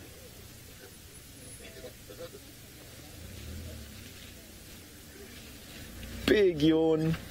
With the evening now coming up fast, male lions and female lions would start to react by yawning and rolling around, and what that does is it oxygenates the blood. There we go. It looks like we're going to get ready for another mating. There we go, we got it. The female being covered by the male, big scarred male with a beautiful view. There we go. And then he just tries and consoles her a little bit. She doesn't look impressed whatsoever. Now, for every cub that reaches a year old, males and females will mate up to 1,000 times. And that is just testimony that this has been going on for a few days. She's lost that aggression that she normally has, and that's just because she's fully submitted to this male. And she's basically committed herself to the fact that this male will father her next litter of cubs. He's proven himself to be the strongest male in this area. Females can go and do a thing called pre-estrus. For up to 100 days they can put off ovulating to give male lions the chance to compete with one another in an area or basically to show her, to prove their worth to her. In this particular case, at the end of this cycle, it has been unnecessary. He looks like a beautiful boy. Big scarred face, which shows he's the victor of many a fight. And the fact that he looked so healthy when he stood up there.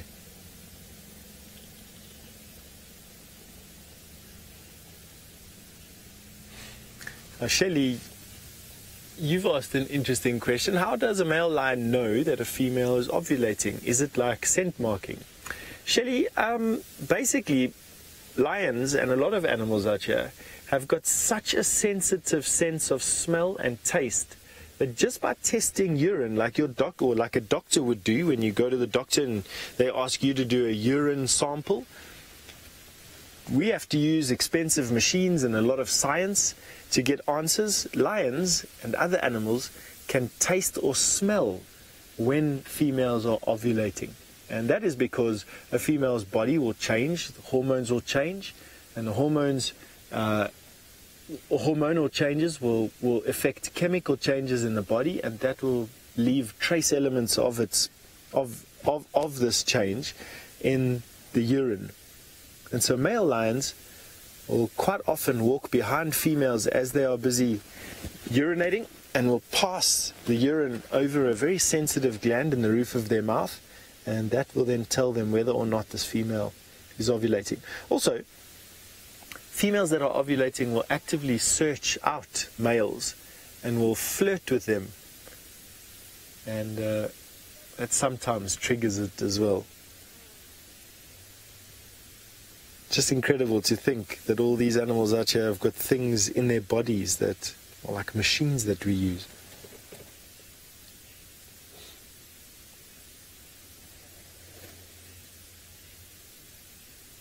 Mimi, you've asked an interesting question. Is it possible for a litter of lions to be fathered by more than one male?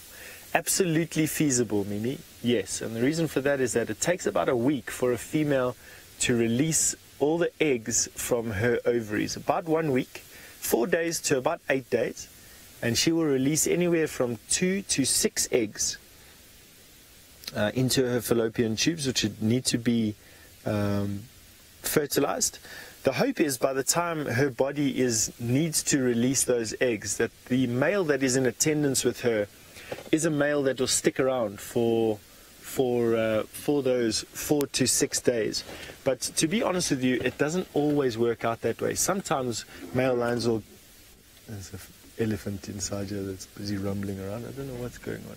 Go a bit closer. Can you all hear that? That's an elephant. And that thing that came flying out of there was a nest of a weaver bird.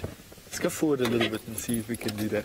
So Mimi, sometimes what will happen is a male lion will get ousted from his position. It's not common. I've never seen it myself personally, but it is possible. And then the female will have to basically finish her cycle with a male that's in attendance.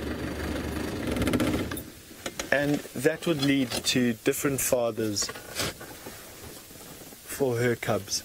Wow, we've got a good view of this elephant. You know, it's very, very uncommon to be on top of elephants like we are at the moment. And it's quite a special view to be able to look down on top of an elephant, I must be honest. You can hear the water. So they've reached the water now. Now she's going to be stuck because that tree is now over her way. Let's see what she does. It's going to be quite interesting to see what this female does, I think. Is she going to climb over the tree? Or is she going to try and climb up this bank? I think if she looks stuck, we might have to just create some space. And I think that's what I'm going to do. I'm going to create some space backwards, because I think that this female is going to battle to get over the stump. They're good climbers, but to be honest with you, they're not mountain goats. It's okay, it's okay, it's okay. There you go.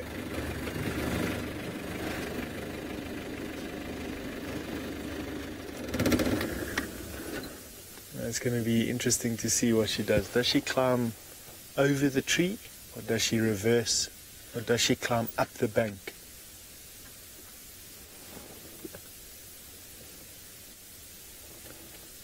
I've never seen this before, to be quite honest with you. Yeah, she's going to climb over the branch. That's amazing. You can see her just battling a little bit. Let's see what she does with it. You can see her hip articulate as she's dragging her leg over the top of that branch. She's probably got it stuck now, just in front of her back legs, on her belly. Can't see the baby anymore.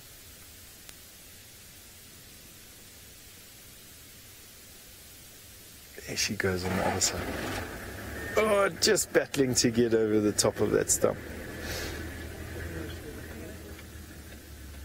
Well, she made that look very, very easy. Just testimony to the fact that these elephant, they can get almost anywhere.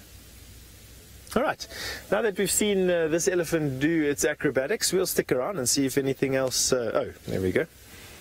Hold on, we're not going back to Tristan just yet. You're sticking with me so that we can see what else this elephant gets up to, which is no problem at all. I'm sure Tristan would be enjoying the fact that he's trying. There we go, you can see her just trying to climb over there. You can see that leg.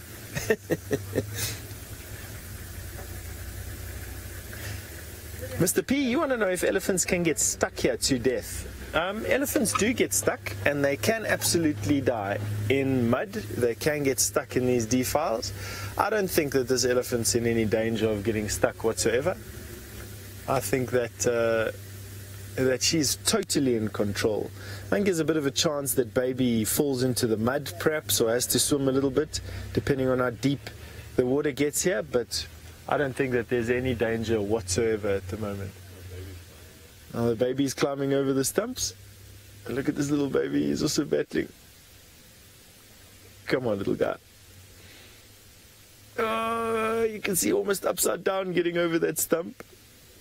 That's actually very funny. Oopsie daisy.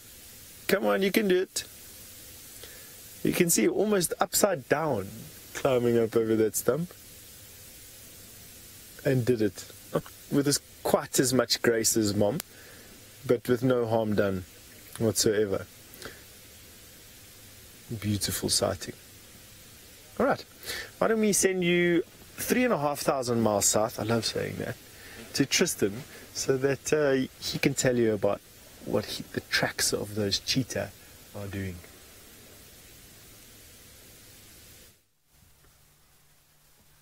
Well, we're still trying our best. The tracks go up and down all over the fire break. I can't find any sign of them going north, so I've come to a little clearing just on the eastern side of Buffelshoek Dam in case they came this way, but I don't see any further tracks here. So part of me reckons that they've gone north, but I just can't see a track where they crossed. It's baffling as to where they went. They almost look as though they've grown wings and flown. The problem is their tracks are in amongst the whole Inkahuma Pride's tracks from 2 days ago, so it's quite difficult. There's an elephant though. You see an elephant way in the distance there. So their tracks are all mixed up with that, and it's quite difficult to make them out in amongst all those other paw prints. There you can see how Ellie's way in the distance inside Buffelshoek, so that's as far as they go, and this is why it's a nice place just to stop, also to scan. Maybe we could have seen these cheetah somewhere in this general vicinity, but alas, I don't see anything. Interesting though, there's just one female elephant and a calf. I can't see any others. Can you see any others, Seb? I don't see any others. It looks like just these two. Maybe they're the back end of the herd. Oh, these cheetah, I can feel that they're close. I just don't know where exactly. problem is we've got very limited space to work with at the moment. We're right up in this northeastern corner, and it's difficult because if they've gone slightly to the east, there's no chance of us being able to find them. The other problem is of course, if they're lying flat in some of this long grass, it's going to be very difficult to even see those cheetahs. So I was hoping that they would pop their heads up while we were driving around, or stand up, and that would give us at least an indication of where they are. You can see how the female's just peacefully feeding while the calf drinks. David, you're wondering if they could be looking for water in the heat. Well, I think so. The problem is that there is a waterhole straight north of us here inside Buffels Hook. So they might have gone that way for water. I was just off chance that they might head towards Buffels Hook Dam. They definitely came onto the fire break. There's no doubt about it that one came down the fire break. It looks like maybe one or two eventually.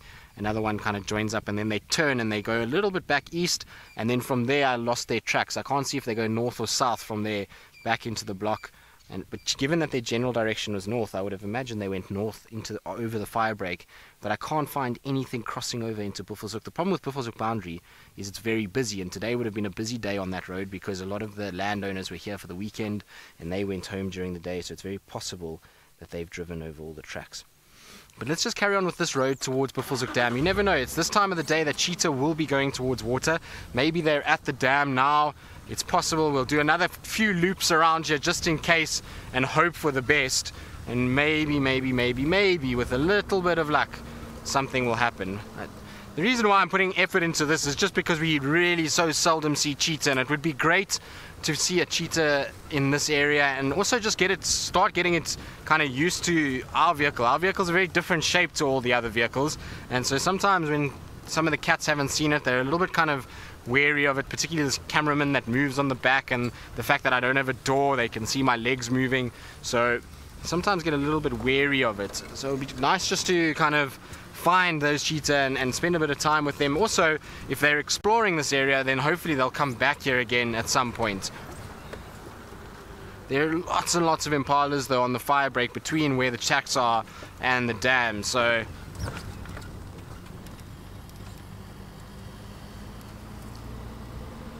Casca, you're wondering if all the vehicles could be altering the cheetah's behavior. I suppose somewhat, if the cheetahs are very unrelaxed, this female and her cubs, they could potentially change direction with the vehicles being around, but I don't think so. I mean, we heard this morning that the tracks were coming west towards Cheetah Cutline. We drove there was no sign of those cheetah, and then as we came this afternoon, their tracks are out there, so they might have just rested up in the morning and then decided to carry on walking and have popped out later on that boundary, so their direction hasn't really changed the whole morning. They're kind of heading in the same way they were from last night, so I don't think we changed their behavior too much. The female, like I say, is a little bit skittish of that, so she's a little bit more kind of wary, and that might mean that she moves in a different direction. See the scrub hare there, Seb? Yes. So we have a little scrub hare that's out a little early, maybe for a Sunday afternoon stroll. You can just see it. The little orange ears is what actually gave it away. The sun's coming through the ears, and you can see they're almost translucent. And that big eye with the big eye that they can actually see at night. So during the day, that eye is not designed to be getting so much light. It's bigger like that so that it can get more light in at night and see a little bit better. So this guy is out a little on the early front. That's okay. There's not too many predators around that we've seen. Maybe we will find a cheetah bursting out towards scrub hares. We know that they hunt them quite a bit by the looks of things in the Mara, so I would be surprised if our cheetah here didn't do the same.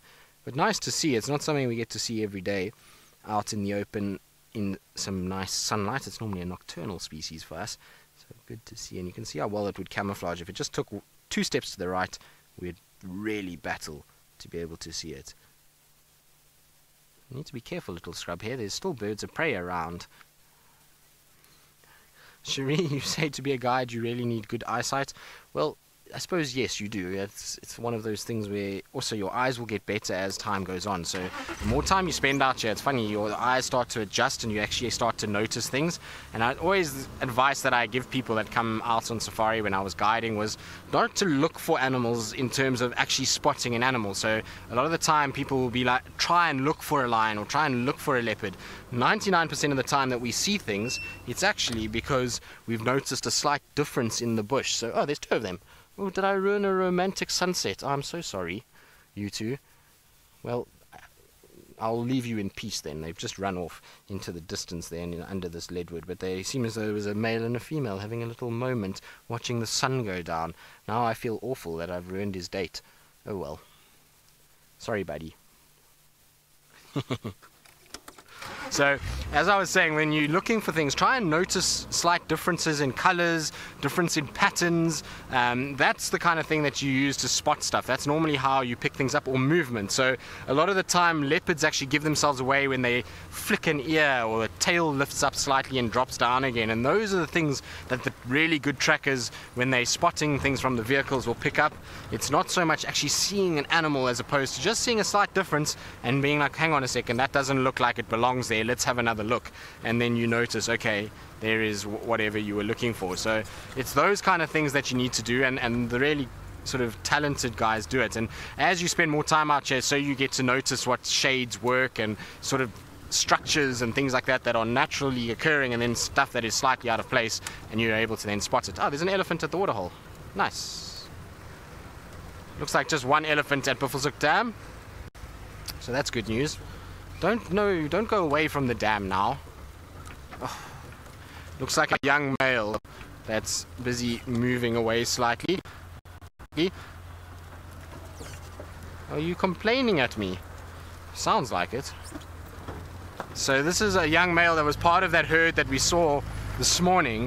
It must be off the back, and maybe that female we saw suckling with that other one way in the distance was the head of this herd, and they've just spread out all along the firebreak area, and I can see a couple more on the northern side there.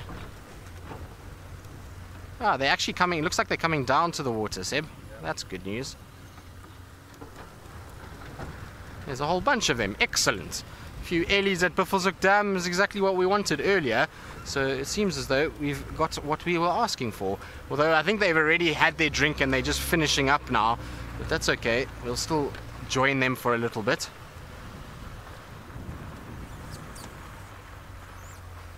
So that's... Ooh, let's just go forward slightly. Sorry, Seb. See, there's one that's having a bit of a mud wallow over there. There we go. More on the left as well. Ah, so it is our herd from this morning that is all just spread across, and it looks like some of them are still making their way to the water. Others have already drank, and we know it's quite a big herd, so I would imagine that we're going to see a few more arriving just now. And that one's busy playing with a stick. The young male. What are you doing? Definitely sounds like more of them coming, which is fantastic news.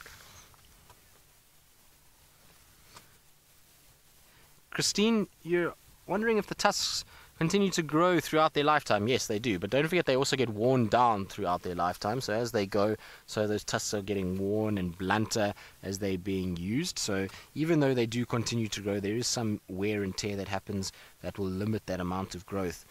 It also is genetics as well. Some elephants will have tusks that grow quicker than others and thicker than others. It's not always that every elephant is going to get big long tusks, so there's a bit of genetics involved with it, but they do grow out throughout their life. What are you doing? So I believe when they rock their foot like that, it's a little bit of indecision, as they're not 100% sure which way they want to go. So they wait until they've got some backup, or just throwing sticks on top of their head, apparently, is also what you do when you have your foot up, and it's resting a little bit. But when they rock like that, it's just a bit indecisive as to what they do. You can see he's had a dust bath today as well, got nice white dust all over his head. Hello, young boy. Here comes another one, and there's still quite a few to our left hand side, so I would imagine they're all slowly but surely coming down for a drink.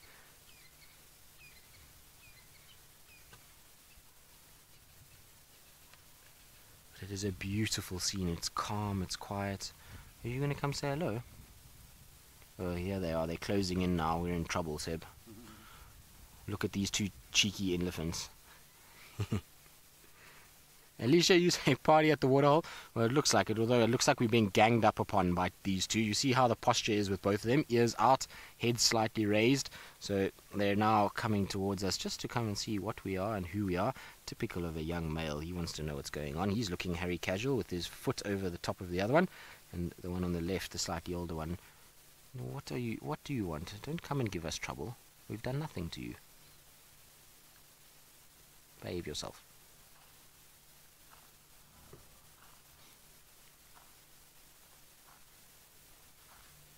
So look at the posture. You see how she's trying to make herself bigger?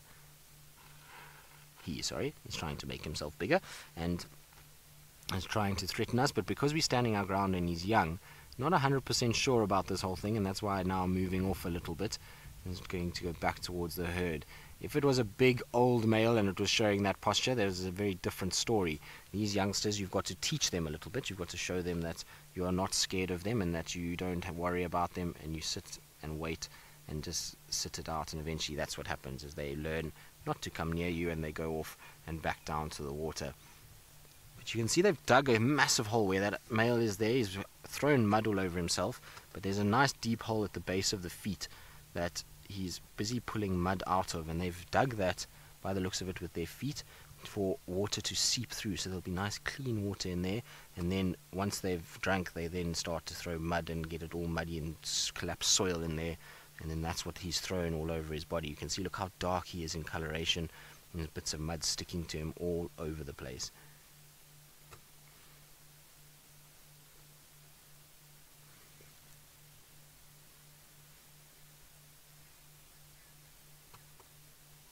Sleep? You're saying you wonder if the Ellies know how much they are loved by us? I don't know. I suppose not really. They don't really know that, because generally they're absolutely petrified of humans on foot and see us as a predator because of all the years of persecution that they've had. So in vehicles they know that we're not really a threat, but they definitely are not seeing us as part of the family. I mean, we are an object that is in the herd sometimes, and they accept it because we don't really do anything. But on foot is a very different situation. On foot they see people and humans as a potential dangerous animal and something that they need to be very wary of. So you won't find them being too friendly to us on foot.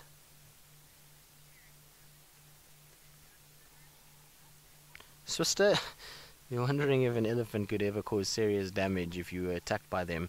The answer to that is a resounding yes. In fact, it's not just serious damage, they will cause death.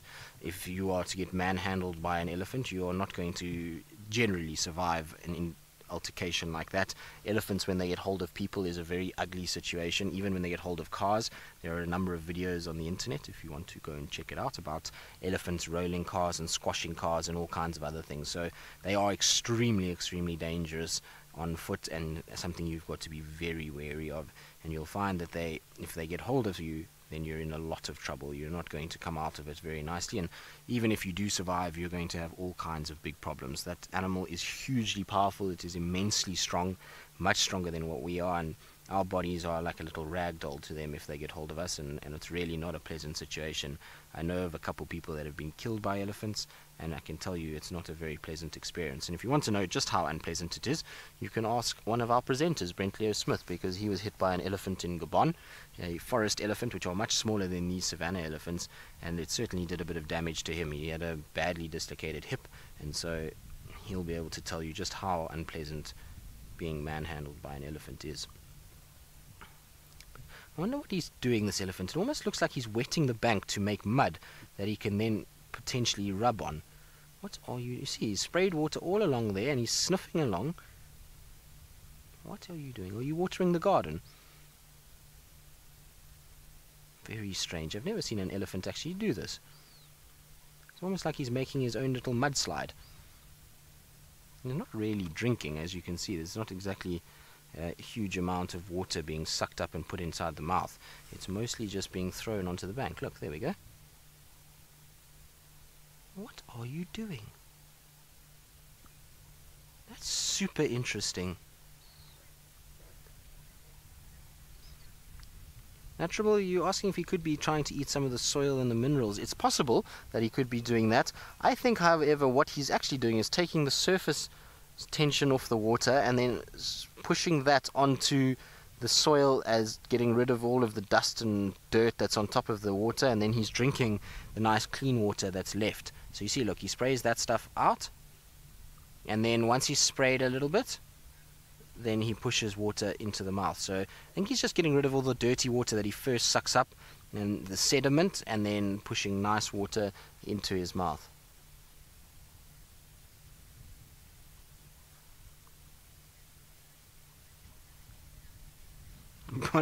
You say you think he's building a sandcastle. I like that idea. I suppose when young children down at the waterhole and the muddy areas, they're going to make little sandcastles, and that's maybe what he's doing. It would be nice. Imagine if he did build a sandcastle. It would be very clever, wouldn't it? I reckon an elephant sandcastle would look quite good. You can see a number of other elephants starting to arrive now. We're getting lots and lots and lots of them coming through. There's a lot of babies that are going to come through just now as well. This is the first part. The rest are still in the bush, but are slowly but surely heading down in this direction. So they're going to be with us fairly soon. So they obviously came down for a drink during midday, then they went off to feed, and now they're back again. This is the same herd we had this morning, that big herd that we had.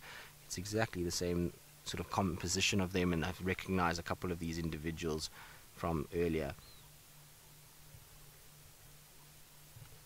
You can see they're actually having a mud wallow now. You can hear him slurping up the mud and spraying it. There we go. Digging out a little bit of that soil. There we go.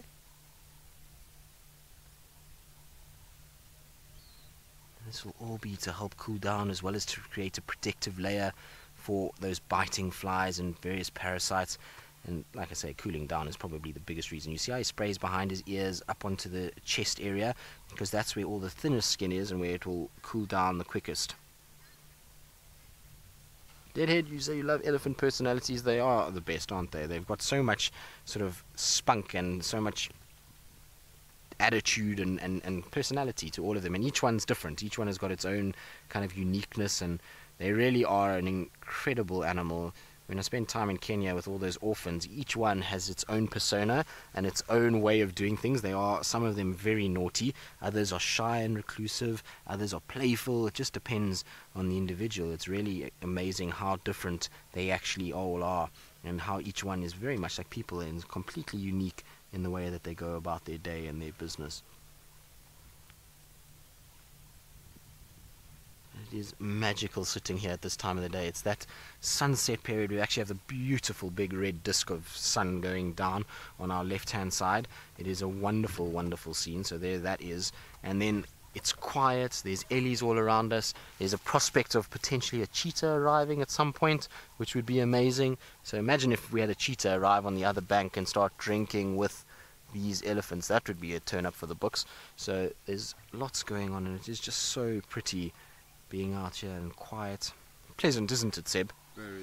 A lovely way to spend a Sunday afternoon, that's for sure. It's a perfect way to relax on a Sunday.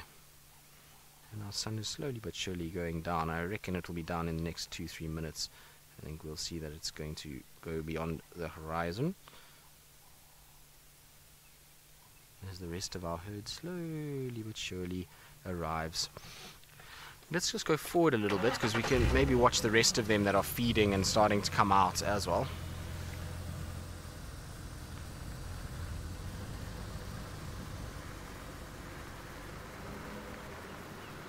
I was thinking about going down to where they've got that mud wallow, but then I remembered that elephants throw mud a long way away. So I don't really want to go get covered in mud, so I probably won't head too far that direction. But what we will do is there's a little path here, and we can then just park and we can watch them from on top, as well as all the others that will start coming past us.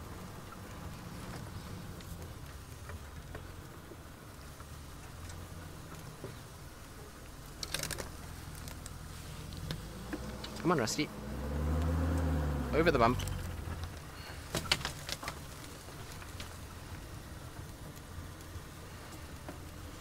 We're just going to park ourselves over here, just on top of the bank.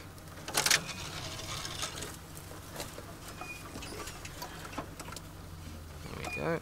So we're going to sit with our elephants. Sorry, Seb, I know it's a bit skew and lopsided, but this is where we're going to at least enjoy watching them as they sort of drink around us and have a little feed. I believe a lot of you are just saying how much you love spending time with these ellies, and we are so fortunate, particularly here in the sands, where we get these intimate up-close encounters, and they all around us, and just how relaxed they are. They are so tolerant of us. Look at this little one trying to get into the hole. Don't fall. Oh, oops. I thought we might see a head plant into the hole. What is it with the young individuals? Hosanna yesterday shoving his head down the hole at the termite mound, and now our little Ellie also. I feel like we're going to get one or two of the tiny babies arriving, and they might disappear down that hole, which would be quite entertaining to watch, because there will probably be a bit of screaming. You can't fit in there. What are you doing? Well, there goes the mud bath for everybody else. It's too small for you to sit in there. You can't sit. It's not going to stop me trying, is basically what's happening.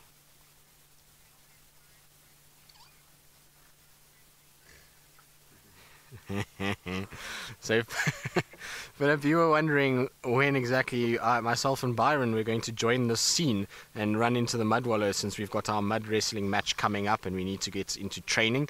Well, Byron's not here, so I don't want to get any unfair advantage over him. If we're training, we're going to have to train, at the same time. I can't get all my techniques down pat and not give him a chance to train, although he is in the Timbavati Game Reserve, so maybe he's found some mud wallows of his own and he's doing some sneaky training in his speedos. I'll have to try and find out from some of the sources that we know there. I wouldn't be surprised if he is. It's good weather, and we know Byron loves a bit of mud wrestling, and Timbavati was where he trained when he was the champion back in the day, and so he's gone back to his roots and back to his training ground, and I'm sure he's busy getting up to no good in the mud that side. So I'll have to, I suppose, put in some hours at some point, and we'll have to see how it goes. But we have to wait for Brenton and James and Scott to come back, because they're also all part of this challenge as well. So until such time as we've got them here, we're going to have to try and hold off a bit of practice, although I suppose they can practice that side as well. Right, well, we're going to sit and enjoy our ellies because, well, why wouldn't you want to? It's just the most magical scene being here with them. And while we do that, our ellies, I think, are still some more coming behind us, but Steph is back up and running and is still with his lions, so let's see if they're going to be mating a little bit more.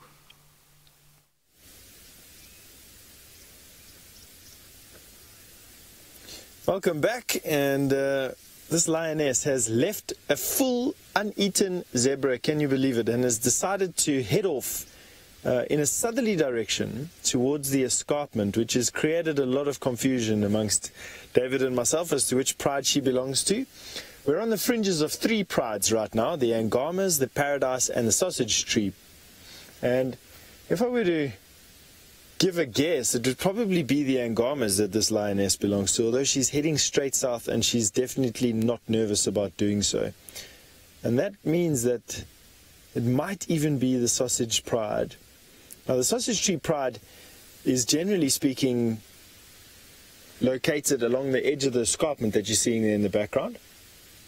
And not really here, but this lioness is walking straight there, and she's quite determined. Beautiful afternoon shot there, that lion. Wow.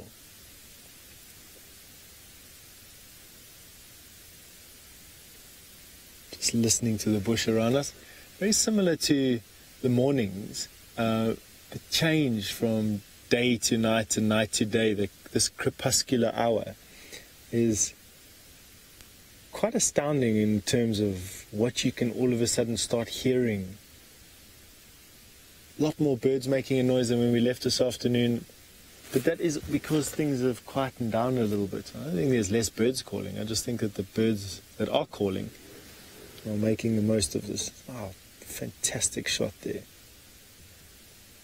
That feature in the background, the land that we're sitting on now, is slowly subsiding away from that escarpment face, so we're sinking away from that escarpment face, leaving behind a tall cliff. That lioness now walking away from us. She's on a game path. Lions, when possible, will will choose to walk on game paths. It's quieter and they're always going from one place to another, less thorns. In this particular area, the game paths are made up mostly from hippo paths. We're not going to be able to follow this lioness where she's going now. She's moving to a non-off-roading area. This area that we're in at the moment is adjacent to a swamp and is relatively sensitive from an ecological point of view. We can't just go off-road wherever we want, and that's a good thing.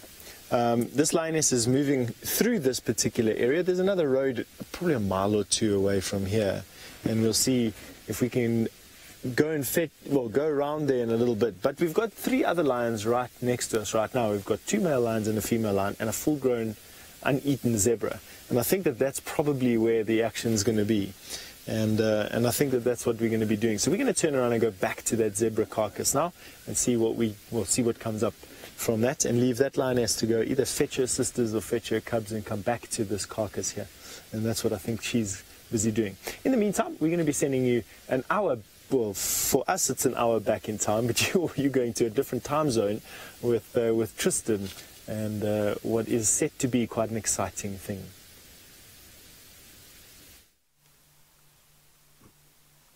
Well, unfortunately, our Ellie just walked away. She was right next to us. I don't know what's wrong with these Ellies. This morning and this afternoon, every time we try to come back to us and the Ellies are close to us, they move away just as they're linking. So they've gone up into the top. The little one finished its mud wallow and is going there. And we've come down right near the mud wallow because we've got a nice low perspective. And if they are going to carry on, you can see there's the muddy section. And there's a whole bunch more that are slowly but surely coming from behind us. So I would imagine they are going to end up coming to said mud wallow as well.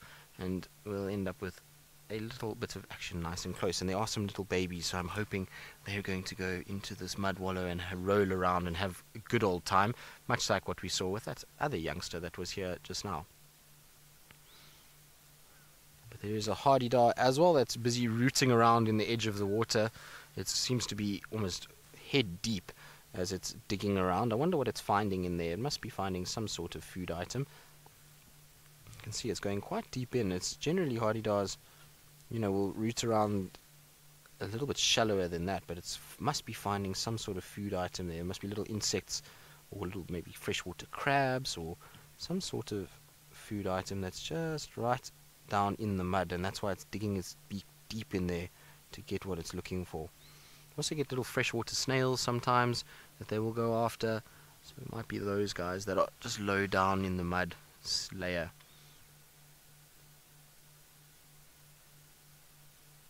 It's got the good, bright idea. It's such a beautiful evening. A little afternoon swim is perfect. So you've got the big and the small, the hardy-dar and the elephant, and both are completely unperturbed by the other. The hardy-dar has actually gotten away with murder today. Generally, these elephants will chase them all over the show, but this afternoon they haven't really worried about this hardy-dar at all.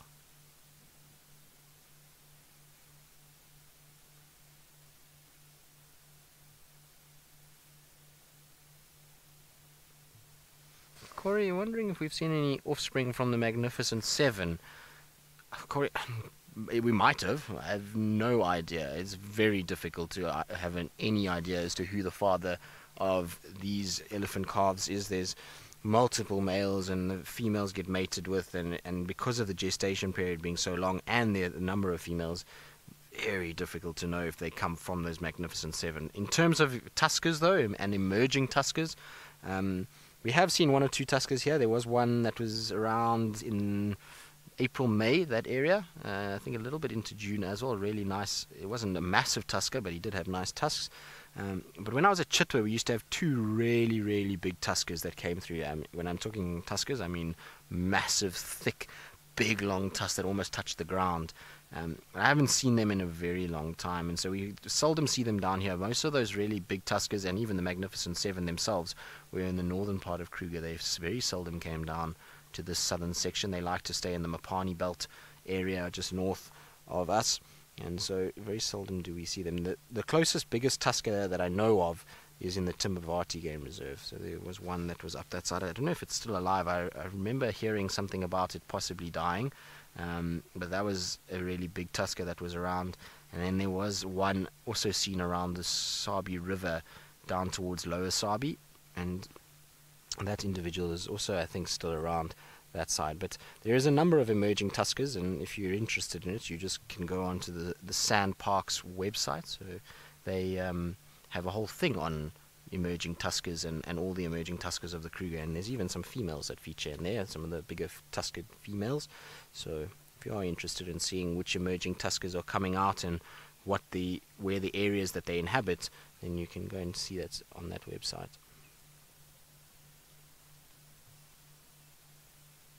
Listen to them talking to one another. There's a little bit of grumbling all around us. It seems as though none of them are wanting to come down to the mud wallow anymore. The rest of them are just coming to my northern side into this little drainage section just to feed. But there's something about being in amongst them when they just do those low grumbles, and one will do it a little bit further away and then one closer to you and on your other side, and when it happens all around you, it's like surround sound of an elephant grumble. It's such a cool experience to go through. I remember that time when we were in the Mulawati, when I was with Seb that one time, and we had the most epic afternoon with the elephants, and they were vocalizing heavily, and it was just, especially in the Mulawati, because it echoes through that riverbed. It was just so fantastic. So hopefully we'll get that now that they're coming down into the drainage, that they do a bit more of the same.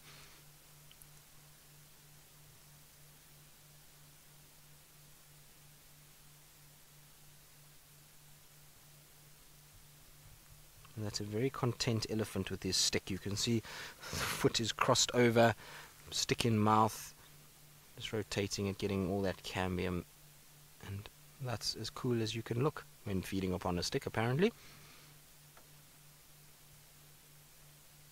I reckon Byron would be envious of this elephant and his coolness.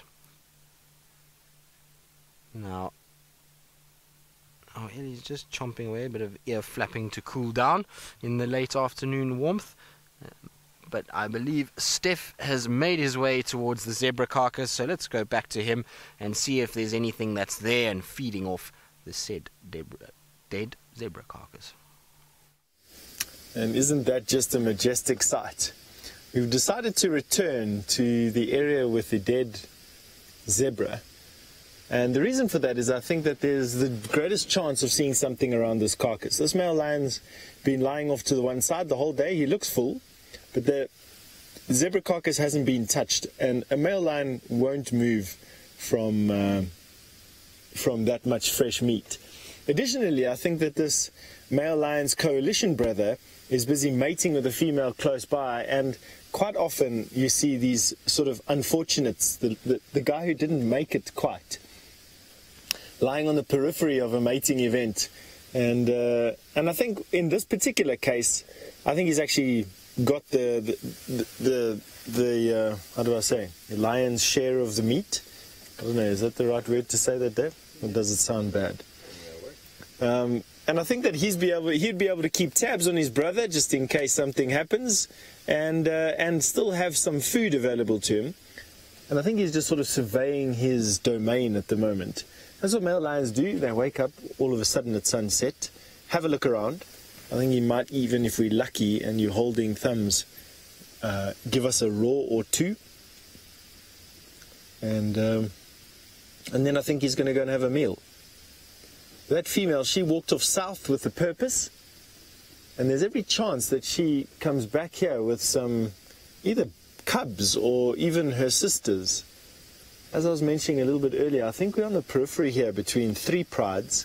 I think this is just on the southern edge of the Paradise Pride, on the northern edge of the Angamas, and on the southeastern edge of the sausage pods pride. If I were to guess, I would have said that this was the Angama pride female, but the way that that female walked off south of here, I don't know. Difficult to say. And the exciting thing about saying I don't know with regards to lion prides is exactly that. Is that we just don't know. This is a new area. We've only been operating here for a couple of months, and these lion pride dynamics here are very, very complex, and it's because there's so much food spread so widely around that the lions are spread out, and what we think might be two prides could in fact be one giant pride. It might be even smaller fragmented prides. It might even be a combination of the two, in which case prides will form and then disband and form again. We just don't know. Even the lion researchers around here are saying they don't exactly know what's going on with all these lion prides. And it's going to be very interesting with all of you out there to try and get to the bottom of it over time. He's getting a little bit darker and a little bit of out of the range of our infrared lights. That male lion's lying about 150 yards off from us at the moment, but facing us, and the zebra is a little bit closer, and so I hope when he does decide to get up and move, we'll be able to see him. He is beautiful though. Male lions at about 5 years of age to about 9 years of age reach their maximum size, but as they take over prides, their testosterone levels actually increase when they are pride males or dominant in an area, and that forms the growth of that black mane that you're seeing there. And it has been proven that females are more attracted to males with black manes than they are to males with blonde manes, or even males with no manes. However, in survival terms, females that come into estrus in areas where lion numbers are very low, like Namibia for instance, up in the northern central part of Namibia, it's not uncommon for female lioness to come into estrus without males being anywhere nearby, and then they will basically go for any male that comes calling, and it could even be a son. So incest in lions in small or fragmented populations is not an uncommon thing, and for the survival of the species, females do sometimes subject themselves to the attentions of males that are related or very young, or not dominant, or nomadic, or any other combination. I don't think that that's going to be the case in this area. The male lions in this area are just fantastic. It's despite all odds, Male lions, in Maasai culture, male lions were hunted by young warriors basically as a rite of passage. Okay, you wanted to know when we tend to hear these big male lions roaring. Okay, that happens around about now, in actual fact. Same reason why we hear lots of bird calls and lots in the early evening and in the early morning. Right now, a male lion will call just to re-establish where he went to sleep when the sun went down. And so this male lion is looking around, he's busy listening. I have no doubt that if he's so inclined as to protect his domain, that he will roar anytime soon. I'm looking forward to, in actual fact. And they'll carry on roaring throughout the evening. Sometimes if they get distracted by one thing or another, they could stop, picking it up again in the morning. But a male lion on patrol of his boundary will roar every 3 or 4 minutes and will roar the entire evening. It's no effort for them to do so whatsoever. He's busy looking at the moment at a hippopotamus that has come out of the Mara River and is making its way to feeding grounds adjacent to the river. We're quite close to the river where we are now. I'd say we're probably about 300 yards off. My bald head getting into your shot, please excuse that.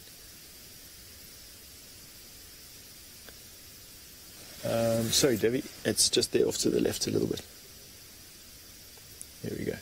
David's looking at a lit screen that is... no. Sorry, Dave, over there.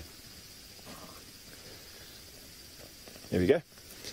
Here's your hippo. David's looking at a very bright screen that is overwhelmed by the evening as it comes on, and sometimes it does make it a little bit more challenging to find these things, but being the artist he is, picked it up very quickly.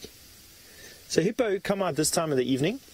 They feed for not a long time. By 1, 2 o'clock in the morning, hippos are almost always back in their ponds. Very few hippo with grass so close to the edges of the rivers will actually be out longer than that.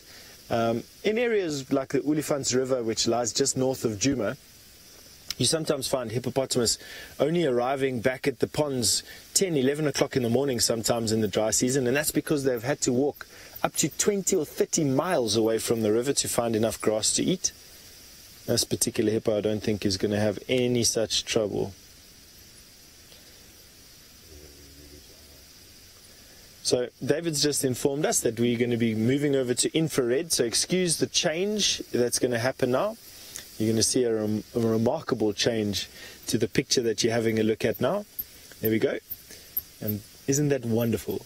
So now what we're doing is the camera has picked up or has changed the filter, which allows it to utilize infrared radiation, and that has created a slightly different picture. Now, don't forget, we don't have any artificial light on this story whatsoever. This is you looking at this picture as it's getting dark here. Let's listen to all the noises. Crickets, francolins.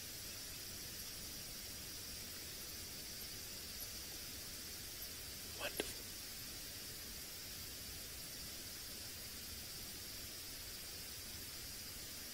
It's lovely. It's also not uncommon for lion to hunt hippo. I would imagine that lions would either hunt a hippo that gets too close to a bunch of them and looks injured or weak in a particular way, or if there are lots of lions and they're hungry, or the hippo is weak or injured, that lions will single it out.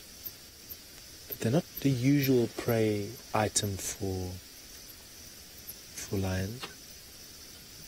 However, there are some places in this world where lions will hunt anything, even elephant. Let's see, this is a roundabout and I'm feeling the tension build. I think this male lion. Come give us a roll, big guy. Let's hear you lay claim to this area and pick a fight. Male lions are designed to fight. There's always that question, you know. A tiger, which weighs more than a lion, or a lion, which one would win in a fight? And I've always backed lion. Lion are sort of purpose-bred fighting machines. And a big male lion like this has a lot of experience in fights. No, he's not going to roar. He's going back to sleep. How could you do that?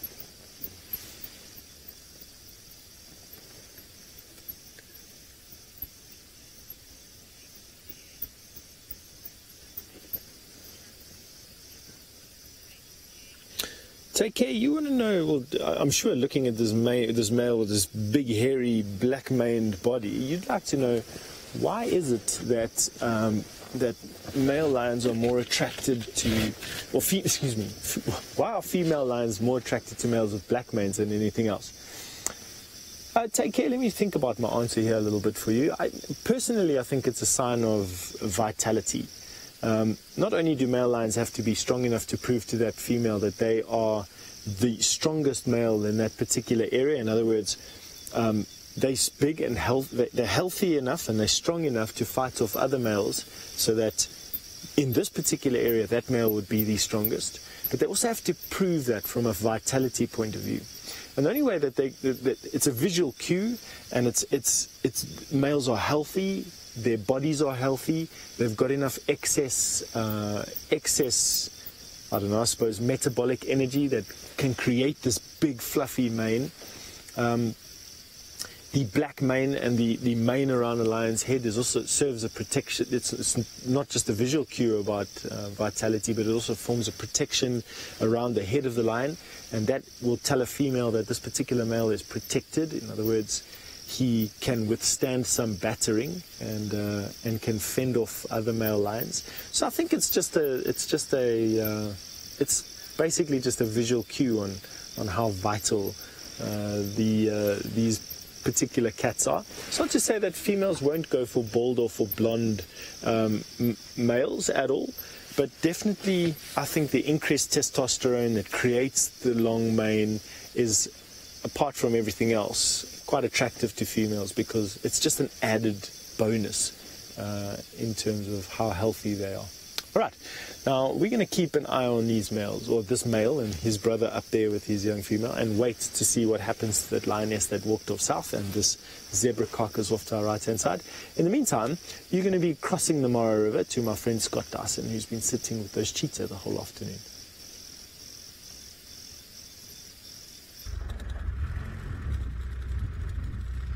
Hello everyone, we've just had to get up and moving quite quickly. These cheetah that we are with, there are 5 of them, have just started rushing towards a herd of wildebeest. And you just never know what's going to happen. They were scent marking on a tree initially, and then we've just seen some, and they're all trotting alongside us. How awesome is this? Heading straight towards a herd of wildebeest. You couldn't have joined us at a better time. They've just changed gears without any warning, and they are very steadily approaching what looks to be a couple of hundred wildebeest, all dotted out about 10 seconds ahead of them. Now I'm going to keep moving alongside them like this so that we don't get left in their dust.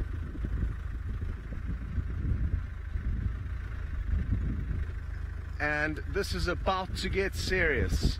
We're about to start seeing this coalition of 5 cheetahs start working this herd of wildebeest like a pack of wolves. The way they hunt them after dark like this or at dusk is something to behold. Now we're using a special low light camera, so it appears a lot brighter than it actually is now. I can only just faintly make the wildebeest out in front of us.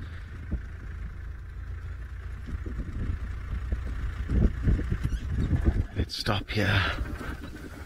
There's some ahead of us here, Manu. Maybe stay on these front ones. Just a little bit left there, in front of that bush. There we go. Now, we're in a bit of a tricky situation. I don't know if we should quickly switch over to infrared, Manu, if you think that is a good idea. Tricky one. We do have an infrared light. There we go. So this is going to be, I think, a lot easier for us to follow the action. Look at how awesome this is. Falling back. Its partners asking for help. Let's stay on the front one, Manu. You can hear the wildebeest snorting. They've noticed these cheetah, but they are not fleeing just yet. And it's only when they start running that the action unfolds. Welcome to everyone who has just jumped on board this live safari. It is wonderful to have you with us. We are following 5 cheetah, and they are surrounded by migrating herds of wildebeest. We are in the Maasai Mara in Kenya, and we are about to see some epic action. These 5 cheetahs have become experts at hunting wildebeest, and we've been lucky enough to follow them at dusk or after dark, just like now, on a number of occasions.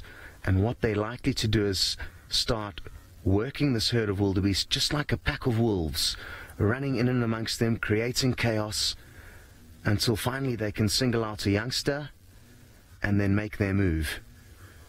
It's incredibly tricky work for us to work out, or at least Manu, who's on camera, to work out which cheetah to film when there is so much action unfolding. So he is going to be darting between all of them to make sure that we do not miss out. There they go already. This is why Manu has to keep switching over. Stay wide. Let's see what happens here.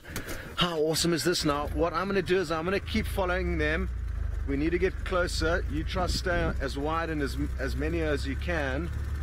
Perfect, just like that, Manu. Good work. Woo-hoo! This is so exciting. We spend many hours out with these animals waiting for moments like this to happen, and you guys are in for a treat. I just need to make sure I don't drive us into a hole as we move along. I'll use my headlights sparingly as and when need be. Okay, I think we're in a decent spot here. Hello to Cheryl. You've just sent through your comments saying how much you love watching these 5 boys, and me too.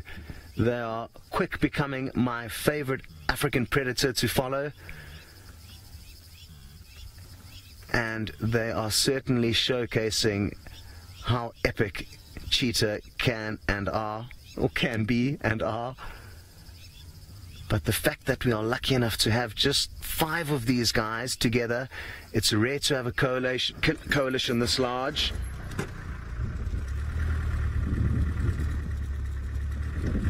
Hello Betty, you'd like to know why these wildebeest are not panicking, and I guess it's too soon to panic for them. It's not quite dark yet. They can still see a little bit, and they know that fleeing into the unknown is just as dangerous as kind of keeping an eye on your possible threats. So I guess that's the theory that they're employing. The fact that there's nice short open grass means they can keep a good eye on them, so they know where the threat is coming from. And who knows, maybe they've just been a little bit dazed by all the action that is attracted to the migration. The amount of wildebeest that they must see die as they move along this treacherous journey is quite something. And I'm told a lot of you guys are cheering on these cheetah. So am I.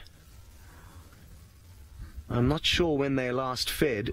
We were lucky enough to see them catch and kill a young wildebeest. I think it was 3 days ago. Early one morning, we got incredibly lucky. And since then, I'm not sure if they've had any luck. Judging by their bellies, I don't think they have. So they may not have eaten in quite some time. Maybe I'm wrong. They may have been successful in making kills that have simply been stolen by lion and hyena. So it's not that they wouldn't have been successful. Simply they may just not have had any luck keeping their prey to themselves. How beautiful is that with the clouds out to the east. What an epic evening.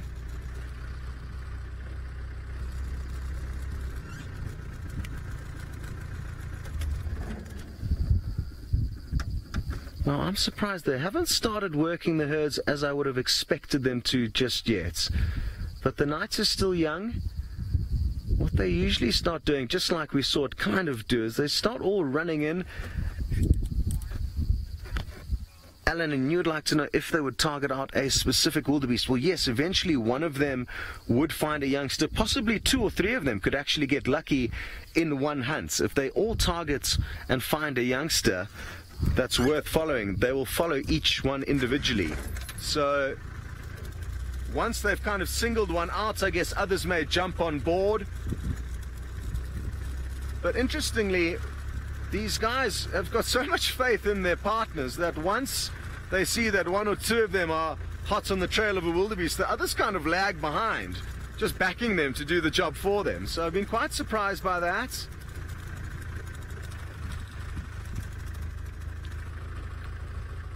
Okay, so obviously no tasty wildebeest in these initial herds, but there's lots more in this area, so let's just keep an eye on what's going on here. You can see a gentle glow of eyes in the distance as... Let me just stop here, we'll get some great shots as they walk past these guys.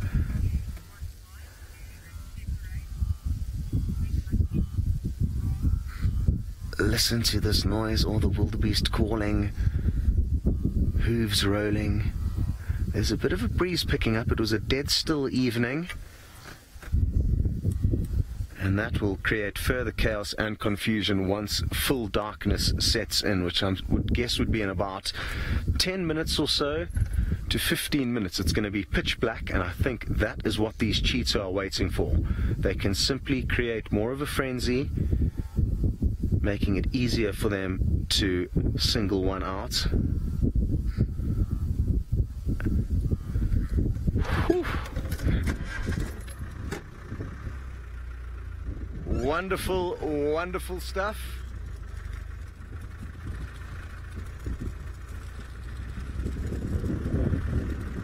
We got really lucky finding these guys this afternoon. They move huge distances from where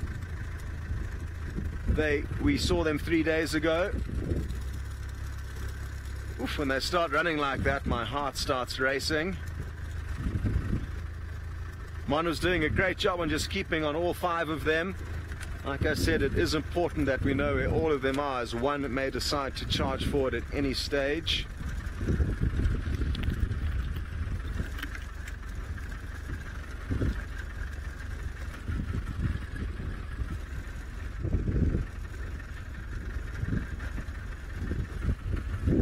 Hello VT, you'd like to know if cheetah can see well at night, or do they smell their prey? Well, in a situation like this, I think it's going to be entirely sight and audio. I mean, you can hear the cacophony of these gnu's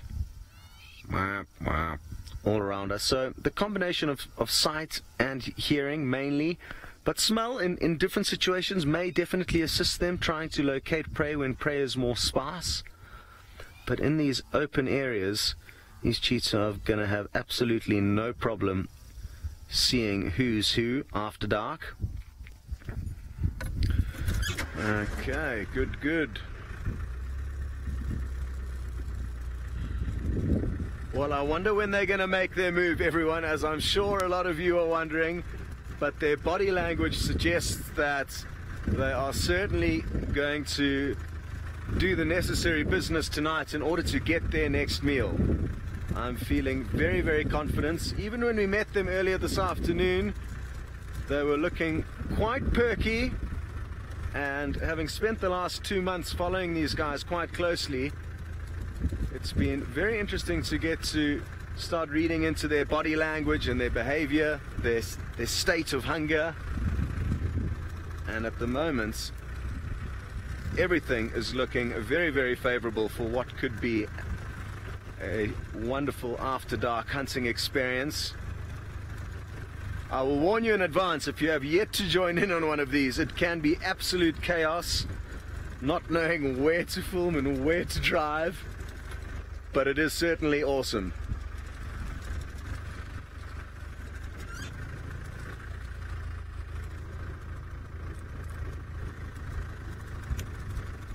And those clouds are making for an incredibly dramatic scene that we can be grateful for as well.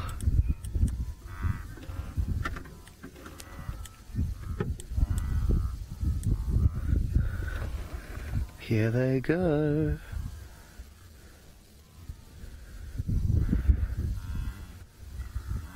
They are looking more and more focused now as it begins to get dark. Like I said about 5 minutes ago, it wasn't completely dark, but it's just about getting there now.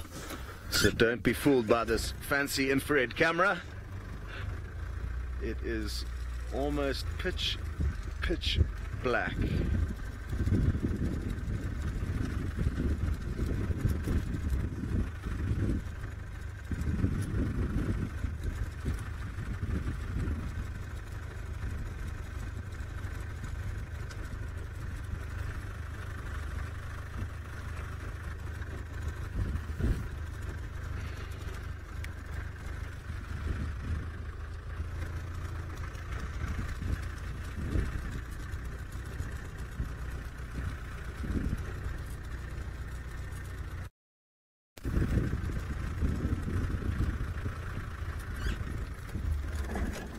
Hello Brenda, you'd like to know exactly who they are hoping on singling out tonight, weak or small? I guess either.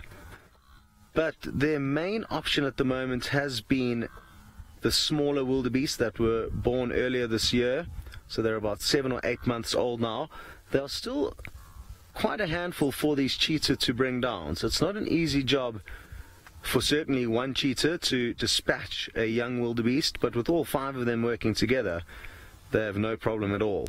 And they are even capable of catching fully grown wildebeest that are 2 or 3 years old. So they're going to just work out whichever option, I guess, is easiest and presents itself to them.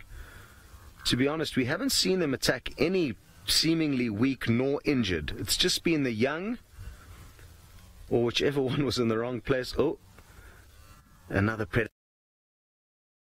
Hyena has cleverly caught wind of these cheetah and is probably going to come closer to investigate to make sure they haven't made a kill already. The wind is blowing from left to right, so I think he would have seen them as opposed to smelt them, so he won't be certain if there is a carcass nearby, and he's going to probably circle his way in just to make sure there's no snacks. If we're lucky, we'll see them chase him. Last night we were even lucky enough to see 2 young sister cheetahs chase off a hyena off their impala kill, which was incredibly surprising. I was thinking the 2 young girls would have fled. And let's see what these 5 males think of this hyena. What a magical scene this is. I'm not sure if you guys can hear the gnu's snorting and bellowing all around us. Okay, so it looks like the hyena is kind of disappearing behind our car, but like I said, they do kind of like to slowly circle their way in as opposed to come in on a straight line. So we'll just keep an eye on the cheetah's body language, and they'll let us know if he or she, that hyena rather, I don't know if it is a male, comes any closer. Now they've probably also thought, let's just slow things down a bit, seeing as though there is a hyena on the scene. It doesn't make a huge amount of sense for them to now take down a wildebeest, so they may give it a few minutes. It will be interesting to see. Maybe they're just having a breather, regrouping before they attack these herds, which are just lingering a couple of 100 meters away, not far off. You can see all of their eyes there. Whew. Well, this is awesome, and it's great to have you guys with us. How incredible that we can be coming to you live from the Maasai Mara, taking you hunting with cheetah after dark. I couldn't think of a better way to spend it is a Sunday evening. It's a Sunday evening here, at least. I'm not sure what day it is or what time it is in whichever part of the world you may be watching, but it is wonderful to have you with us, and who knows when these cheetah are going to pounce. I don't, but I think it is going to happen at some stage tonight. So that is something to look forward to. Failing that, our plan is to spend the entire night with them, and if they don't decide to do any more hunting tonight, I'm almost guaranteeing you that something will happen tomorrow morning, and we'll be trying our best to stay with them through the night. Hopefully they will be sleepy and won't keep us moving too long, but we'll definitely keep you guys posted on what these guys get up to. They could end up having a snooze here, they could get up in the next 5 minutes, we just don't know. But like I said, we will be certain to notify you guys as soon as any imminent action is ready to share with you. It's been wonderful having you on safari with me and Manu on camera. We will see you all a little bit later. Well, we have a surprise for all of you, from one spotted cat to another. Seb, high five. There we go. So we have Tingana on the dam wall, and he's taking it very easy at the moment. He's just watching over the back of the dam wall. So thank you to those that did let us know.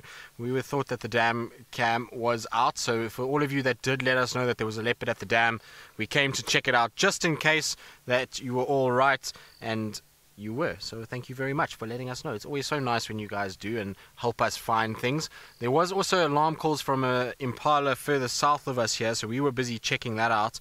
I don't know if it was from Tingana, but maybe another leopard is also in the general vicinity. So it was a very nice surprise indeed. Wendy, you say classic last-minute leopard, and yes, well, who else could it be? It could only be one last-minute fella, and that is Tingana. And look at him just sprawled out, and he's looking ever so big. Look at the size of his neck and head. He is a monstrous individual, and long tail. It seems as though he hasn't had a meal, though, since we last saw him. It doesn't look like he's full in any way, but he is definitely looking down this drainage as though he can hear something. I wonder if he maybe heard those impalas alarm calling further down towards the south here, because they were calling around central Mamba Mulawati area, which is straight down this riverbed, so maybe that's why he's so intent in looking that direction. But what a way to finish our afternoon. There's nothing better. And see, Seb is just looking down with the infrared to see if there's any sign of anything there that he could potentially be watching. But it really is a great way to finish, and our leopard luck continues. So we didn't have a leopard this morning for the first time since I've been back, but we've had a leopard at least this afternoon. So our leopard fortunes and our trifectas, our cat trifectas, carry on. The cheetah are inside Djuma, so we tried again to go around and check when we left the elephants. I found their tracks. They came into Djuma for sure, and I can't find anything going out. So maybe tomorrow morning those cheetahs will still be around. We'll definitely go back and have a look again, but at least we've got our rosette spotted individual. But he looks as though he's a bit sort of tentative. You can see he's watching very carefully. He's not as though he's a very sleepy cat at the moment. So I wonder what he's seeing. I can hear a few sort of noises to the south here. I wonder if there isn't some nyala moving around in these tambuti thickets south of the dam.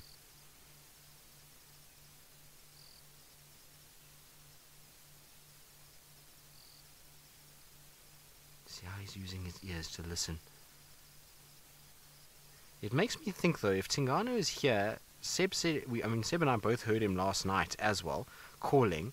So I wonder if he hasn't been with Tundi the last 2 days, and that's since we last saw him. Because I had tracks for a female and a male leopard in the Mulawati, and I wonder if the two of them haven't been walking around together a bit, and that's why he's listening. Maybe Tundi is not too far away here. Could it be possible that they potentially are mating again? And I suppose it is very possible, given that the time is marching forward, and we know Tundi is already mated with Tingana. I don't think it was a full-on estrus. I think it was a false estrus that she went into just to ensure safety in this particular section as she's moved in. But maybe she's starting to come into a proper estrus again, and we've seen her leaving Tumba for long periods of time now. And so I wonder if this is what they've been up to. The two of them have not been together.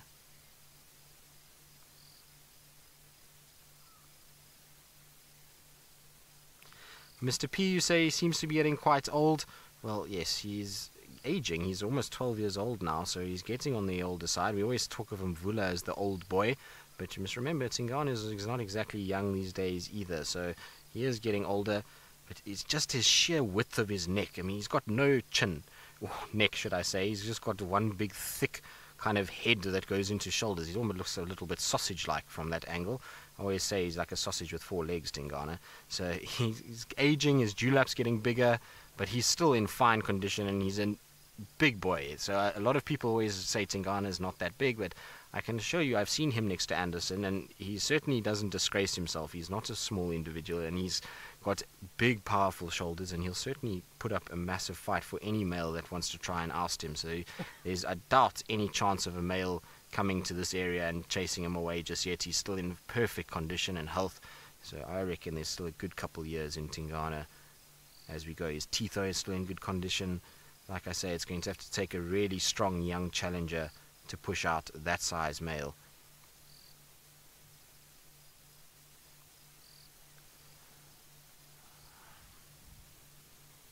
So, Cindy, Tingana means shy. That's basically what it means. Now, I don't know how we're going to follow him through here. I'm going to try and see if I can get quickly down round onto the other side, because he's dropping down into this drainage, and I just need to let the other guys know that are responding quickly. But his name means shy, effectively.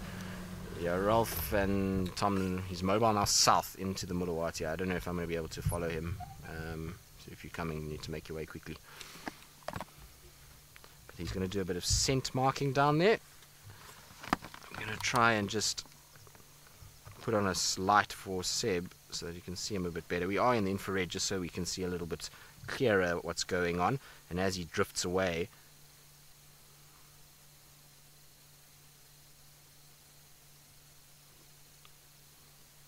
he's just heading towards that Tambuti thicket, exactly where he was watching. And like I say, for us to be able to head in that direction is going to be very difficult. Are you going to lie down there? No. Unfortunately, where he is going, there really is very little chance to follow. I can try and just stick with him on the bank, but actually getting into where that is a whole nother story. But let's try quickly, Seb.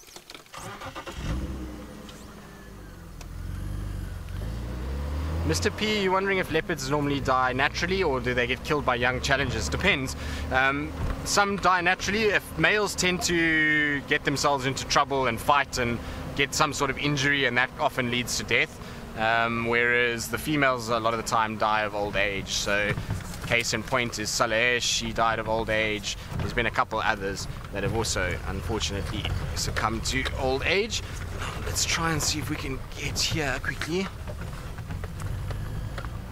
So remember, we had a 2-track here from when we had a Tumba sighting, so that should take us exactly where Tingana is walking, but from there it's going to be quite difficult to follow. Where did I go down? Oh no, elephants have closed this all off. Let's try through here.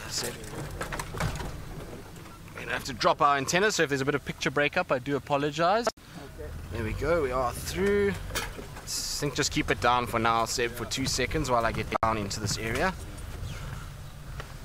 But he should be somewhere in front of me now.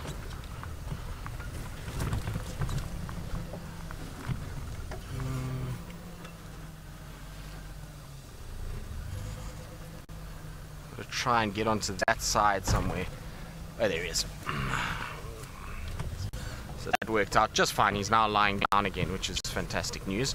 I just want to quickly radio the other guys. Shame, they've been looking for animals all afternoon. Nobody else has seen anything, and it's one of the landowners, and they don't have trackers and things like that. So I just need to quickly get hold of them and just inform them where they are, which I will do once we stop, and you guys can watch our last-minute leopard Tingana.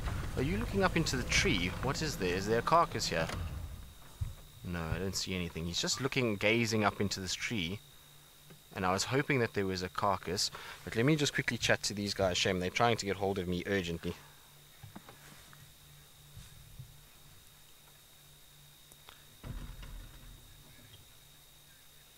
Right, so I'm going to get onto the radio. I'm going to try and just quickly let these guys know what's happening and where we are as they make their approach, and see if they can get in here, because obviously we're coming to the end of our show, so at least if we can help them get to this section, then they'll be okay. But he keeps looking up into this tree. I don't see any sign of a carcass. I'll keep looking, and so while I talk to the guys on the radio, let's quickly jump back to Scott with his spotted beauties in the Mara.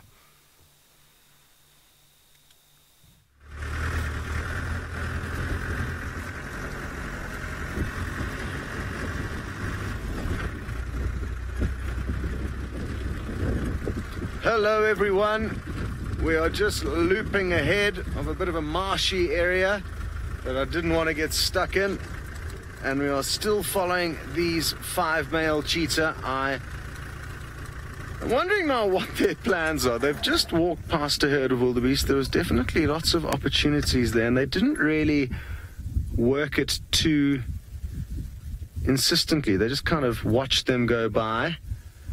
But maybe the next herd that they're approaching now is going to provide them with some better opportunities. It's so hard to understand animals. They seem so keen at moments and then kind of turn off the gas. There's also a hyena that's kind of been following them. I'm not sure if it still is, but that may be laying there.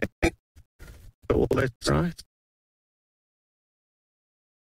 Slinking in after them. So maybe that's making them be a little bit apprehensive towards hunting right away.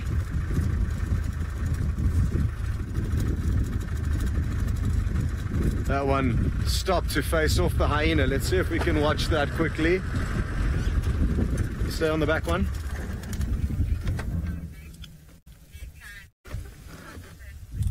Okay, so I thought that one at the back was possibly going to chase off a hyena. Maybe we missed it, maybe it already did.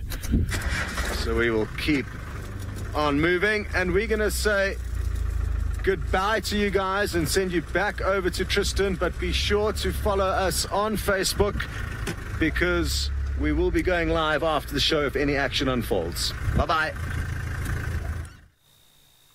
Well, we still got Tingana. You can see he's just slowly striding through. He keeps looking up into the trees, so I thought maybe there was a carcass here somewhere, but it seems as though maybe there isn't. Although he's lying down again here. I think there's a carcass here somewhere. I just can't see it, so I'm going to reposition that we can see him a little bit better. I wonder, Seb, the way he's behaving and the way he's looking, and the fact that he drank water and he's now lying here, tends to suggest that there is some sort of food item somewhere in this vicinity. So I don't know if potentially there is a carcass in one of these trees. Now I've just stalled, so I'm going to try and just get through here. Come on, we don't have much more time. We're going to try and get in so that you can at least see Tingana. I don't see any carcass though, but there he is. He's still just sitting ever so regally up on the back. Oh, we've got a carcass. Excellent. That's great news. Well done, Seb. So we've got a kill, which means Tingana should be here in the morning. That's fantastic. So it's up in the top of the tree. I don't know if There it is, right in the top there. It's a horrible... Is it a carcass? Are you sure? Yeah. Okay, well, we'll look at it tomorrow morning. We'll come here tomorrow morning. So let's at least enjoy Tingana for our last minute, because unfortunately it's that time of the day where we are going to be having to say goodbye. But at least we have a view of our spotted beauty, and we got a last sort of 10 minutes with him. And it's amazing. If we had come 5 minutes later, we would not have known he was even here, because from where we are, there's no chance that you can see him up from the dam wall at the moment.